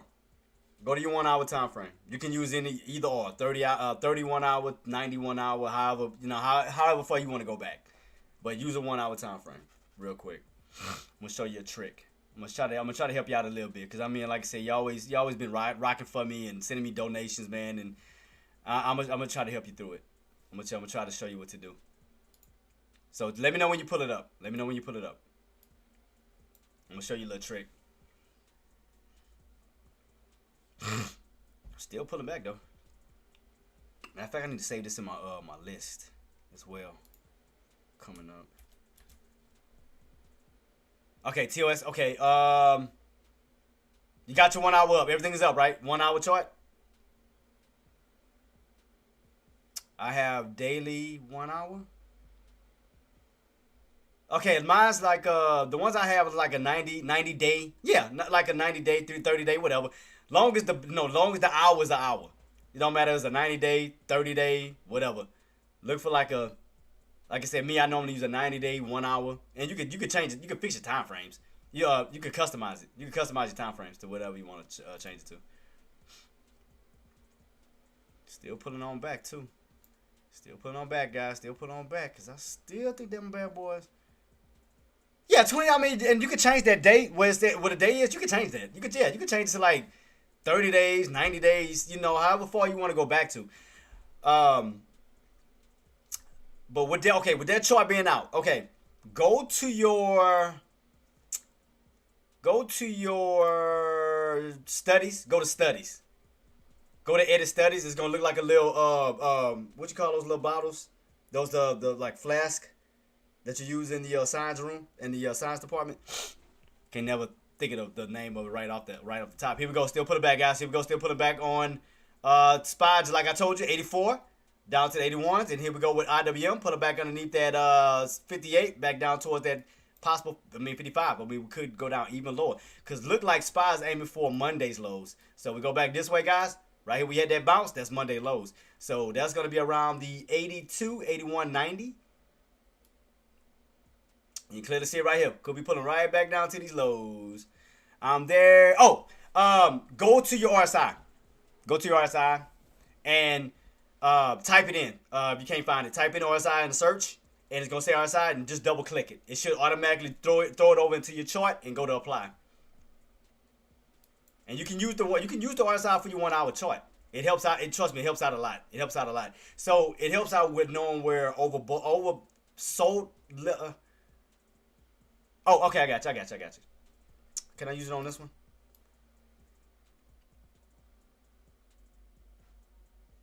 Yeah. So okay, for example, let me. Oh, that's the wrong chart. Wait, my bad. I brought up the wrong one. My fault. All right, 1 hour. All right, let me show you on how mine is set up on my 1 hour chart. Is this the right one? Yep. Okay. So you see right here, Queen, I use my 1 hour a lot because it helps. It helps me out a lot. IWM. So, and like I said, and the reason why the RSI helps out a lot, you can see your oversold areas and you can see your overbought areas. See? When you're overbought in red, when you're oversold in blue. So you know when to buy, pretty much. You know when to go for a harder hit. So we ran up towards, we came underneath the 60s and we dropped right down into an overbought position. But yeah, you go to your studies and you type in RSI.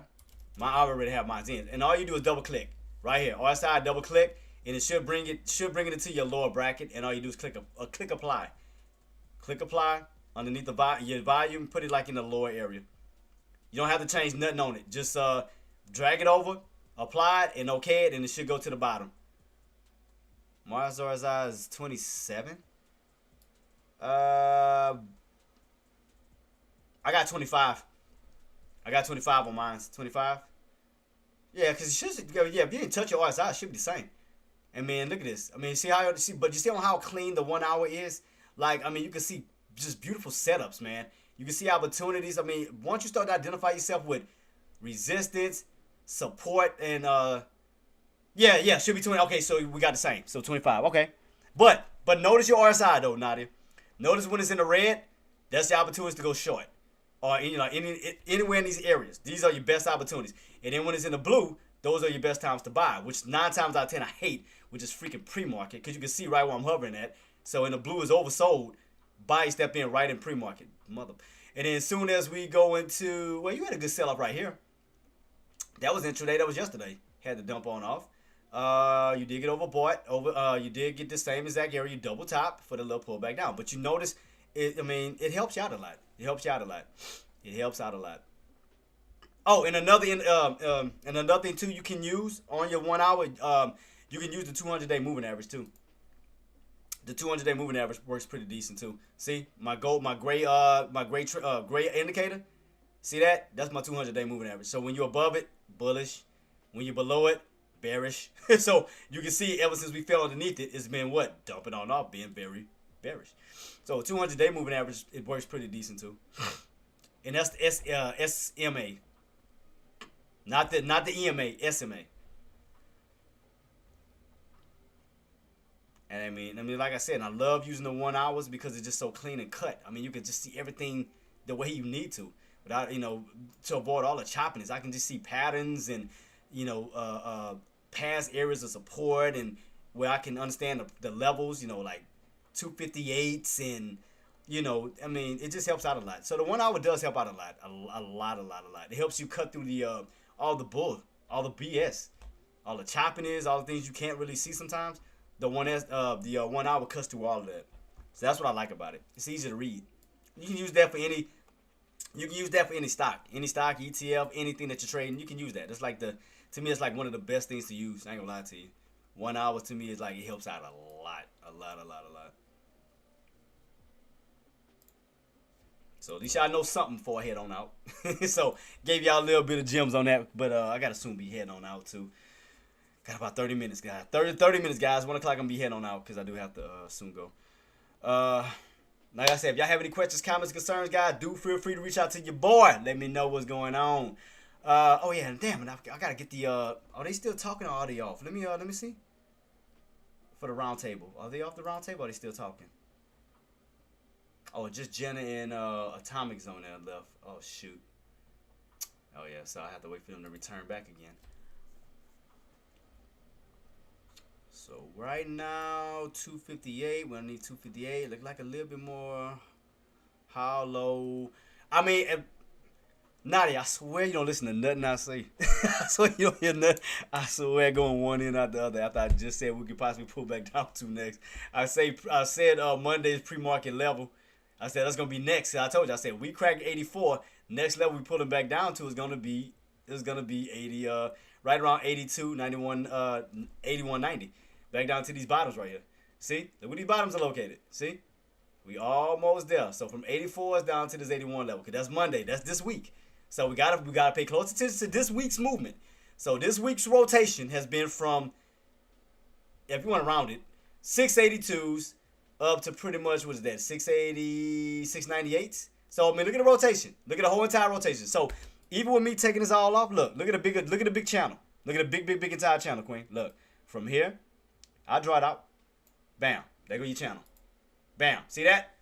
From bottoms to tops, back down to your bottoms. See, all you did was make one big rotation all the way back down. So that's even a bigger cup. Good Jesus. How many cups is it making? I just realized that it's made a bigger cup. Holy, let me see. So not only did we made a cup here, I see even a bigger cup. Holy, how many cups are we gonna keep making in this damn thing? See, look, cause we remember this the one we was focused on today. Remember, we did that one, but look, and we go back out a little bit, starting with Monday's setup. I see even a bigger cup. Holy crap! Jeez Louise, it's cup after cup after cup. I just noticed that. And look, it's going to close out this cup. So you closed out this one already. Now you about to close out another one. So that's like 2 cups. You got 1. Now actually 3. No, to be honest, actually 3 cups. And I'm going to tell you why. And look what I told you. Look how VIX is still squeezing up. See?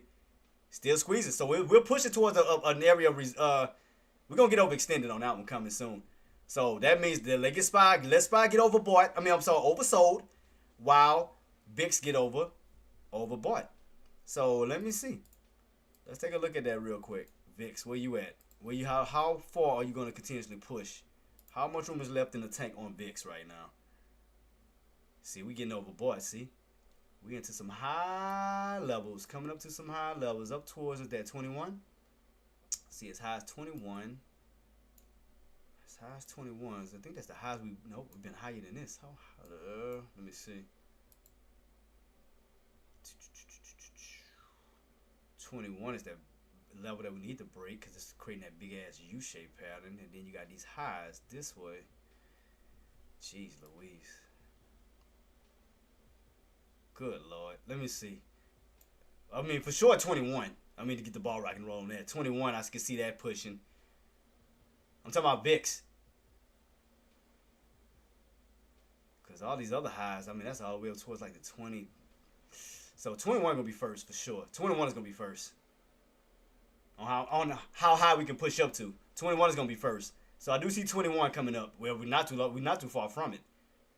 We're not too far from 21. And we are overbought. It's like, but it's going to be very interesting. So that means that we're going to keep pulling. So could these bottoms be... Let me move this out of the way.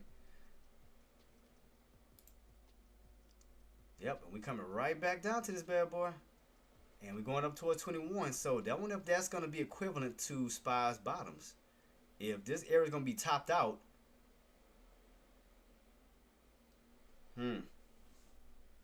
That's all I'm going to say. I'm trying to map this out. I'll see. Hold on. I'm trying to map this out, Queen. Is that calls or puts I got on this? Oh, it's calls. Let me see.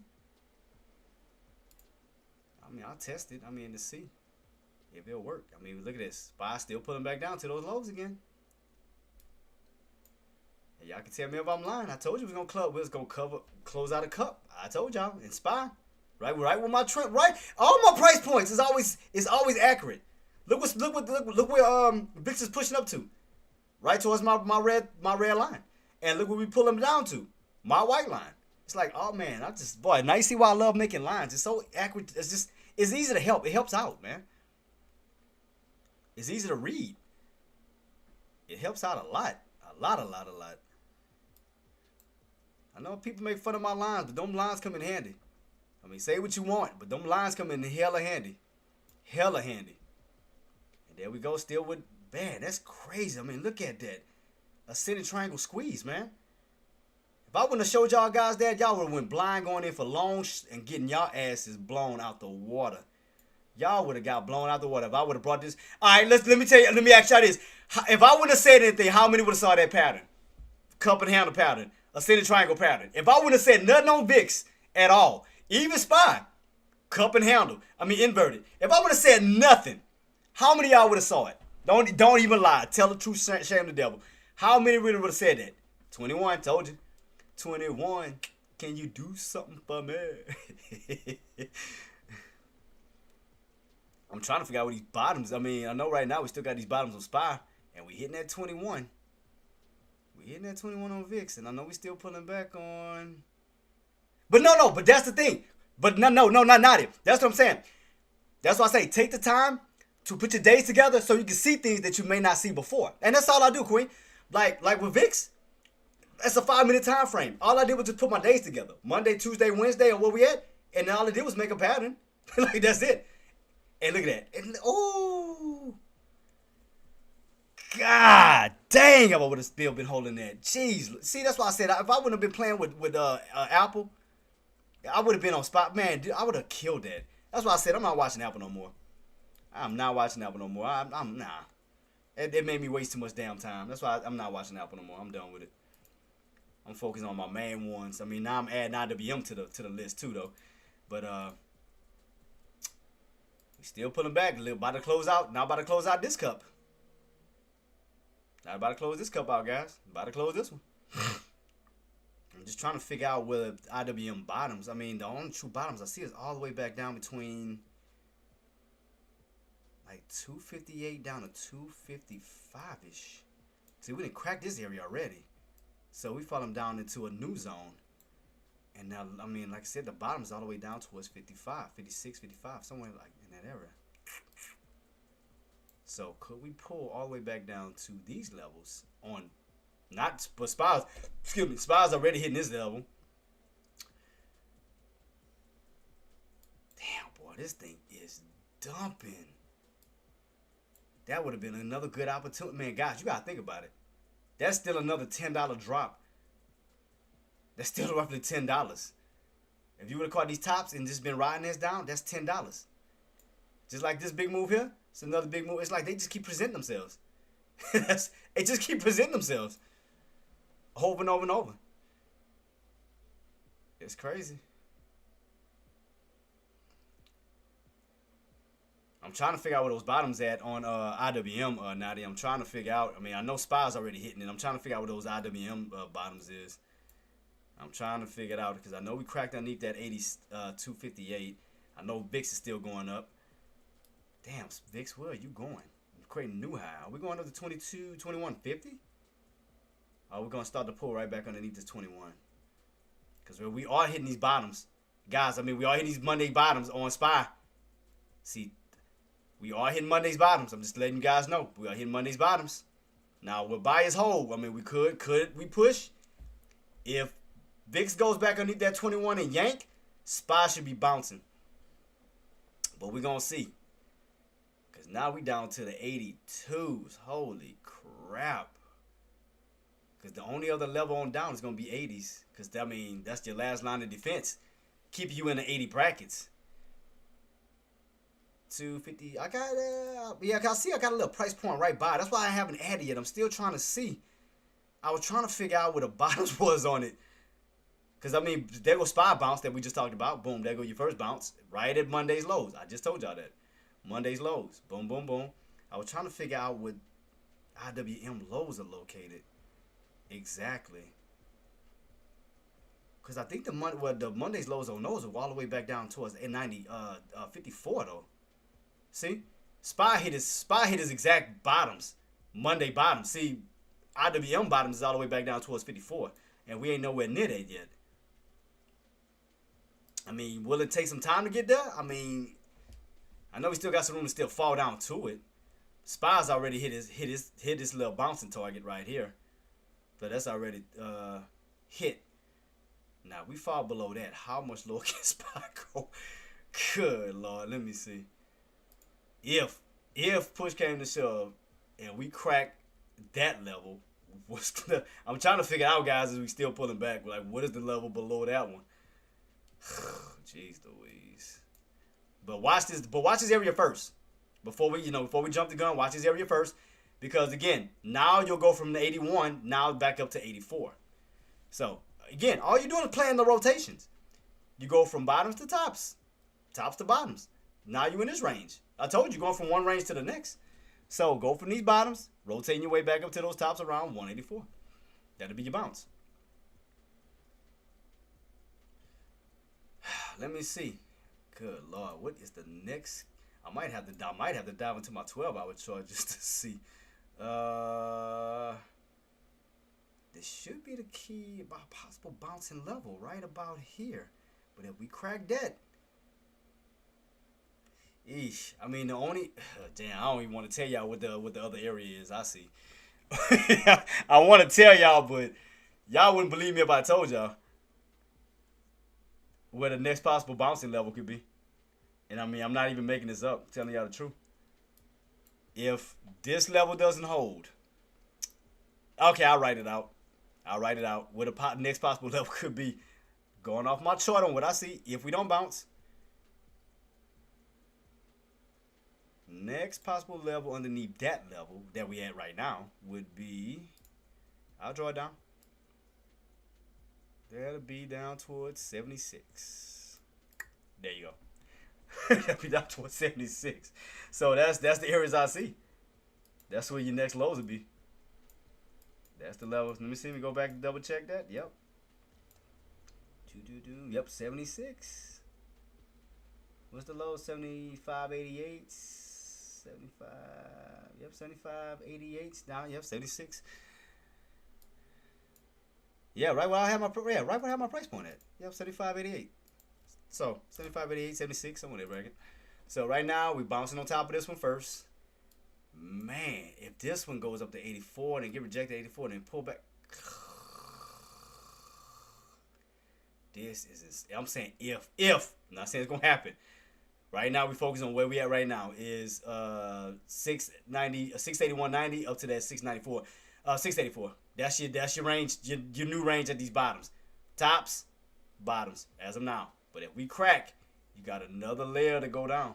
I'm just being honest with y'all. Y'all got another layer to come down. It's gonna be like that'll be the. And y'all, if I'll show y'all if y'all think I'm lying. Like Nadia. Man, I called it, boss. I told him. I mean, from what levels we talked about starting off with? 88, 87, 12. Remember, that was the little range that we went in, the little chop zone. I remember I told you guys, we cracked 87. We have room to fall down to 86, 84, back down to these bottoms. I said we crack 84, then we'll come back down to Monday's bottoms. Guys, did I ever lie to y'all? Today, did I ever lie to y'all? On every line that I put up, in every price point that I called out, did I ever lie to y'all? Did I lie to y'all even one time? We came down to every area I mapped out. From here. I mapped out every area I could possibly map out. I mean, called out the pattern, the cup, downtrend setup. I mean, we called out everything, guys. I mean, everything. That's insane. Because when, like I said, when I seen this pattern, I said, oh, Spy gonna put, Vic's gonna push. That means it's big. Oh, let's go. Damn, then you gotta bring this up right when I gotta go use the restroom too. When I gotta go pee. Let's see. I'm like, okay, I gotta check. What's good, Joe? What's up, guys? Y'all can hear me? Yes. Yeah, I can hear you. Okay, cool. I was making sure, because you know I had to fix my thing last time. Dude, have you remember what's that one stock I've been telling everyone about? I already know. Don't before you say it, I gotta say that because I want to show how much I listen. You said I gotta say, it is SNDK. Was that it? I've been preaching to the choir about this. Scan disc. Yes, and I've been preaching to the choir about this. And I wrote it down, so I'm letting you know I was paying attention to what you said, so I did write it down. We'll take a look at it today. Have you looked at it? I see it's a negative 13. So I can see the percentage that is low. Yeah, oh, so $100 drop? $100 drop. Brother. This is GameStop level drop. Goodness gracious. Let me see. SNDK. I've been preaching about this stocks to everyone, and people were like, oh, I don't know what you're talking about. Like, dude, when people are not talking about it, there's something up with this. Let me see. Close to a freaking $100 drop, dude. That's insane. And SPY still dropping. Which do you think we may fall all the way back down towards that 680 to 676? Right now. I mean, I know right now we hold. Yeah, right now we're holding up Monday's lows around that 682. Yeah, I mean we're about to hit newer lows. Yeah, so I'm thinking we're gonna see 80 down to that 76. That's what I have mapped out on my chart, down to 76, where we had a strong bounce at. That was when was this mapped out? That was January 21st. We came down towards that 676 and had that strong bounce back to the upside. And I mean, guys, I'll show y'all. Y'all think I'm lying? Y'all think I'm over exaggerating about 676? Tell me I'm lying. I'll show y'all right here on my screen. Tell me I'm lying. Tell me I'm lying. Stop. Okay, okay, I'm gonna get you. I'm gonna get your ass back for that. I'm gonna get your ass back for that picture you sent. I'm gonna get your ass back for that picture. I got you on that. No, please hurry. I won't be the first person. My forehead. I'm showing my face right now with my hat off. My forehead don't look nothing like that. Oh my God, it looks like a Klingon. I hate you. I hate you. But yeah, guys, look at the range. Look at the whole entire range. Look at my 1 hour, right? Look. We bounced from 676, right? We ran all the way up towards 689. All we're doing, guys, is coming all the way back down from where we started. Look at this. So right now, 680s. 681s down to the 680s. We cracked that 680. We not too far from hitting these bottoms, guys. Look right here. Look where these bottoms started at. Around 676. And look what we're pulling back down to. So that means if you, I mean, it's just, huh? Has it to 677 too, so we're close, man. I'm always on the same path. See, that's why I told you I'm always on the same path with them. Yeah. So that means more pullback, guys. So that we cracked that as 81. Look for that possible move down to 80. God, that SNDK, jeez. Did you catch it? That's. I mean, do you think? I was telling everyone yesterday, I was like, please take a look at SNDK. I mean, like, my guys are heavy into this right now. No, I'm saying, did you catch it? Man, please tell me you rolled it down. Oh, no, dude. We've been shorting since yesterday. Oh, okay. Like, I mean, we got caught yesterday with our pants down a little bit. But, I mean, we're probably one of the heaviest accounts that we have right now to this date. So it's kind of getting insane. We'll see how this goes. If you want my honest opinion of where this is gonna be at, this is gonna be right back at 385 to 375 is where we're anticipating it to be. So wait. You talking about SNDK? Yep. Oh, you talking about back down to 3 goals? Damn. Yep. Oh, okay. I got you. So right now, the next pit stop that it needs to take is about 535, 545 is from one of the analysts. And then the next level after that is 470. And then the next after that is 450. And then 400. Let me take a look at that chart. 377. Then 350 is the next. So take that for what it is. Right now, $600. So that's pretty much half of the cost. Boss. Yes, SNDK options are super expensive. It's not cheap. It's not for the faint of hearts. Yeah. But that does not mean the options. I mean, that's good and bad because the options run really fast up and down. So just look at the contract from today at the very top where it was. And if you got into it today, I mean, you're in the three. You're in like close to 3. Yeah, I mean, I'm not even gonna say it because it's insane, but it's crazy. Just take a look. Just keep it. I got you. Hey, boss, are you looking at my live stream right now? Yeah, I can do that. I'm in one thing right now. Okay. I can't go back. Okay. 'Cause, I was looking at VIX on how high VIX can go. I mean, the highs that I see, boss, is up towards 22 to 23 on VIX. Yeah, I mean that's exactly I think how it on my VIX, like 22, 22, 21, yep. I'm surprised you ain't singing your song. You know what I'm talking about. 21. Yeah, will you do something for me? All right, let me see. SND. Let's take a look at this bad boy. Oh, I mean, right yeah. Now, the only scary thing is if market does come in for the volume. I mean, the volume isn't there, but if they do come in, then it could retrace and gap up for the tops. That's the only thing. But I mean, dude, Palantir. I mean, have you seen Palantir? Yeah. Disgusting, dude. Yeah, saw that too. Oh my I God. missed them. Palantir losing like crap today. Yeah, I mean, I Good Palantir was Lord, just $700 absolutely drop. Oh insane. my God. There, my meal. The crazy part is, I think a lot of people, and this is not. I mean, this. Yes, was it yesterday? Yeah, yesterday. A lot of people. I mean, I know about 11 to 12 different firms and people, like really heavy accounts, were in calls at the very bottom at 153 area. There's one date like kind of got in on 153.50, be sold. So all those are just gone. Yeah, you ain't lying about those contracts. They are hell of expensive too. The SNDK. I'm one of those people that's stuck on one of them too, which is crazy. But I mean, there's no recouping that. That's absolutely a wash.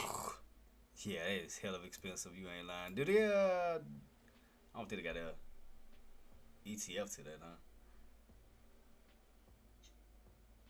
Yeah, I know. I mean, it's not funny, but I know one of my buddies got is gonna get margin call off the Palantir, and he's flipping a lid right now. Oh, he was on the loan side. Brother, like, Ooh. him and his, because I had a conversation with him yesterday. We were telling him, I was like, "Yeah, dude, just join Scandus with us." And he's like, "No, I'm super long on Palantir." And I was just like, "What?" Like, I was like, "What do you know that we don't know about Palantir?" He's like, "It's gonna hit 170," and I was like, "Please, don't go all in." And he actually leveraged out, borrowed money and everything. Fucking check up on him today, and let's just say that he's not very happy. Boy, ooh, I'll be pissed. We started to pull back on VIX. We fell back underneath that 21 level. Started getting a nice little pullback. Yeah, but yeah, I have to step up. I just want to touch base with you, but keep SNDK on your watch. I know it's a little pricey. Yeah. I know it's a little pricey. It's not for everyone, but for them to keep dropping $100 a day, I mean, like, if it recoups back up to like 640 or whatever, that's fine. But this is continuously gonna come back, and like I said, even Primo has it to 578 to 545. Okay. That's still $50 to $100 afterwards after this. So I'm just saying, you guys want to capitalize on one thing and just focus. Just capitalize on that. Man, appreciate you, boss. Yeah, I'm gonna definitely do some more research on that one. Yeah, I mean, look, for those contracts, you could even go to the 600 contracts to 595 contracts. Just FYI. Yeah, I see him. Those, yeah, I see him. Yeah, just one of them contracts, if it hits like 10%, that's still 800 to 900 per one. Jeez, Louise. Yeah, it's kind of. Oh yeah, I see it. Yeah, cause I'm looking at the spreads. Yeah, you ain't lying. Jesus. Cool. Spreads for how crazy the volume is. It's only like $2 spreads, dude. That's insane. Yeah. I'm looking. Man, that is crazy. Let me see. I'll jump later, Jay. All right, boss man. You have a blessing, man. Who else was in the building? Who else we just had? Jenna too. All right. It's about 1 o'clock. See, what are y'all looking at? Jenna, what y'all looking at?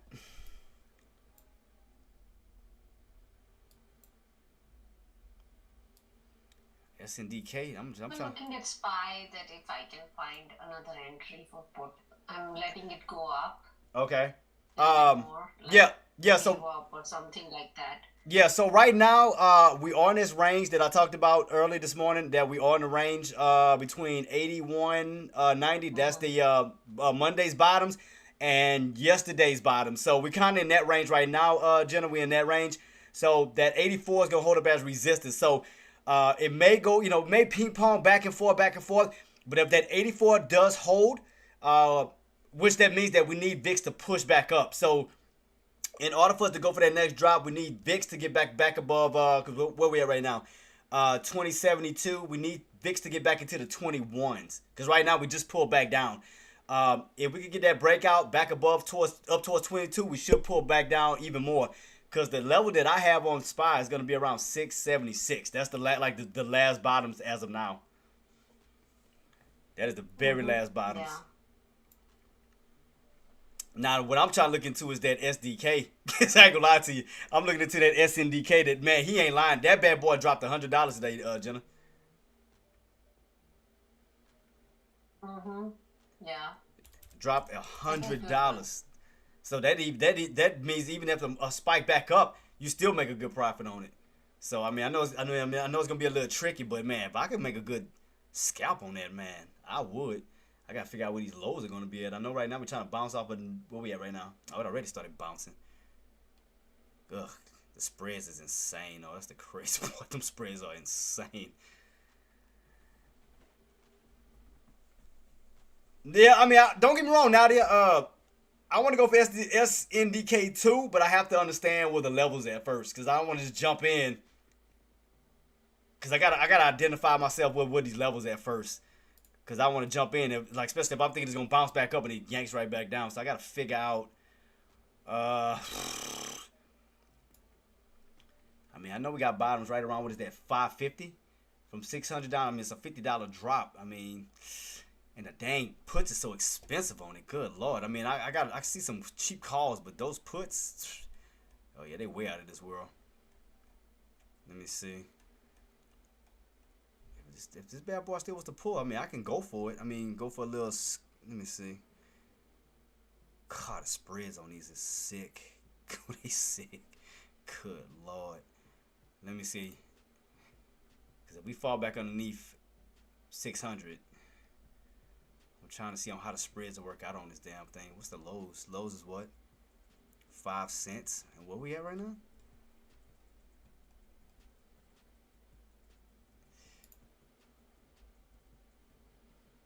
I don't even know. The spreads are so. I mean, the spread, the contract I'm looking at, the bids is at.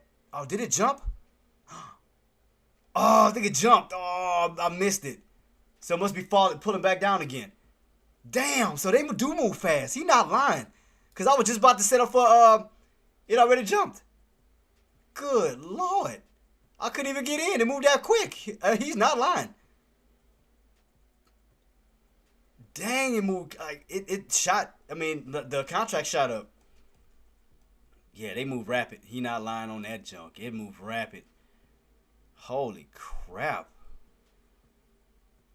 Where we at right now? And look, it's pulling back. See, that's why the puts when I was in just shot up. It just blew past my entry while I was trying to get in at. It literally blew past while I was trying to get in at. It moves rapid. He's not lying. It moves very, very fast. Because I literally just missed it. I literally just missed it. I was trying to go for it, but it moved so quick. Holy hell, it moves quick. Let me see where it's at now. Yeah, I was trying. Well, no, I was going for a put. I was going for put. Bump that. I ain't going for a call just yet. Not yet. Hell no. I ain't going for no call just yet. I don't trust that. Not if this thing keeps pulling. Hell to the no. Somebody here, guys. Hold on. Hold on, guys. Somebody at the door. Hold on. Give me a minute. Be right back.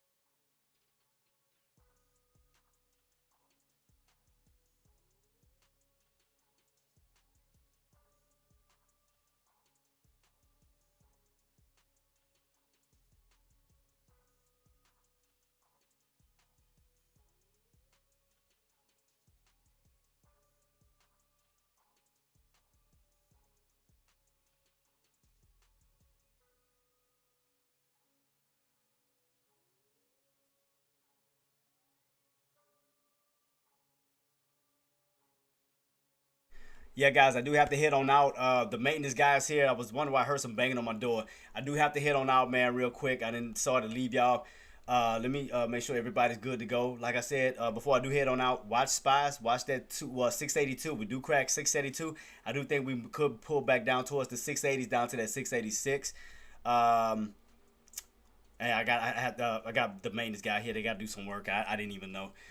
Somebody soon be heading on out, guys. If I do make a trade, I will let you guys know. If I do jump into anything, I'm gonna keep everything on watch still. So again, thank y'all for joining me, man. Y'all again, it wouldn't be no me without you guys. So I thank y'all so much for everything. Let me give everybody their love and shout outs too before I head on out. So again, WChat and WMods. Thank y'all so much for everything that y'all do. Yeah, and I'm sorry about that. Yeah, the maintenance guys here. That's why I heard some banging on the door. I knew somebody was here. Thank y'all for everything. But I will be back. I'll be back Friday. And like I said, next week we'll be doing a full week. We'll be doing a full week of trading. And thank you, Nadia. Thank you for everything. And thank you for putting me on the IWM. So I'm going to definitely keep IWM on watch. I'm going to watch the level wise of 258 to 256. I'm going to watch that. I'm gonna definitely keep that on watch to see a buys. If we get back above 258, I can try to see to look for that possible move back up towards the 260s. But I want to see because IWM's bottom is all the way back down towards 254-ish area, almost 255. See, SPY has already hit it, but it does look like we still look like we want to tumble on down to even lower levels. So that's why I really don't want to try chasing just yet. But downtrend is still commencing, guys. Everything's still looking weak. I mean, guys, like I tell you guys, wait until you get full confirmation that buyers are definitely stepping back in. Right now, we are holding these Monday bottoms. As long as Monday bottoms holds, you do have room to run your way back up to 84. From 84 up towards that 87-ish area that will put you around that VWAP. So definitely keep that on watch. We got IWM picking right back on up. Watch that 258. But yeah, guys, I got to head on out. The maintenance guys is here, man. I do have to head on out. And guys, if you are new to my channel, man, like I said, hit that subscribe button already. Hit that subscribe button on YouTube. If you already subscribed, you already know. Hit the thumbs up. You already know what time it is. If you're on my Twitch or my Kick, follow, subscribe to avoid the ads. But I do have to head on out, man, because I know they're waiting on me. I didn't know what time it was coming. I didn't even know. So let me go ahead and head on out. Let me get the clips ready. Y'all already know. So you guys, thank y'all. Love y'all. And we'll get ready to rock and roll to see what tomorrow has to offer. Don't forget, today is Google's earnings and tomorrow is Amazon's earnings. So just keep everything on watch. Just pay close attention to your patterns and just respect the rotation. Because like I tell you guys, all the market does, every ETF does, rotates. Up and down, up and down. That's all it does. Identify yourself with bottoms and identify yourself with tops. That's it, man. Other than that, man, guys, you guys stay blessed, stay safe. I will see y'all. I will come back on the live stream Friday because I do have to do one more one-on-ones for Thursday, and we'll keep it rocking and rolling. Next week, I will be back full-time live streaming Monday through Friday. So other than that, man, love y'all. Thank y'all. Y'all stay blessed, stay safe. Y'all already know what I'm about to say before I head on out. Maximize your reward, minimize your risk. Always put gray over green, and you will succeed every single time. Till then, guys, see y'all, man. Love y'all. Peace.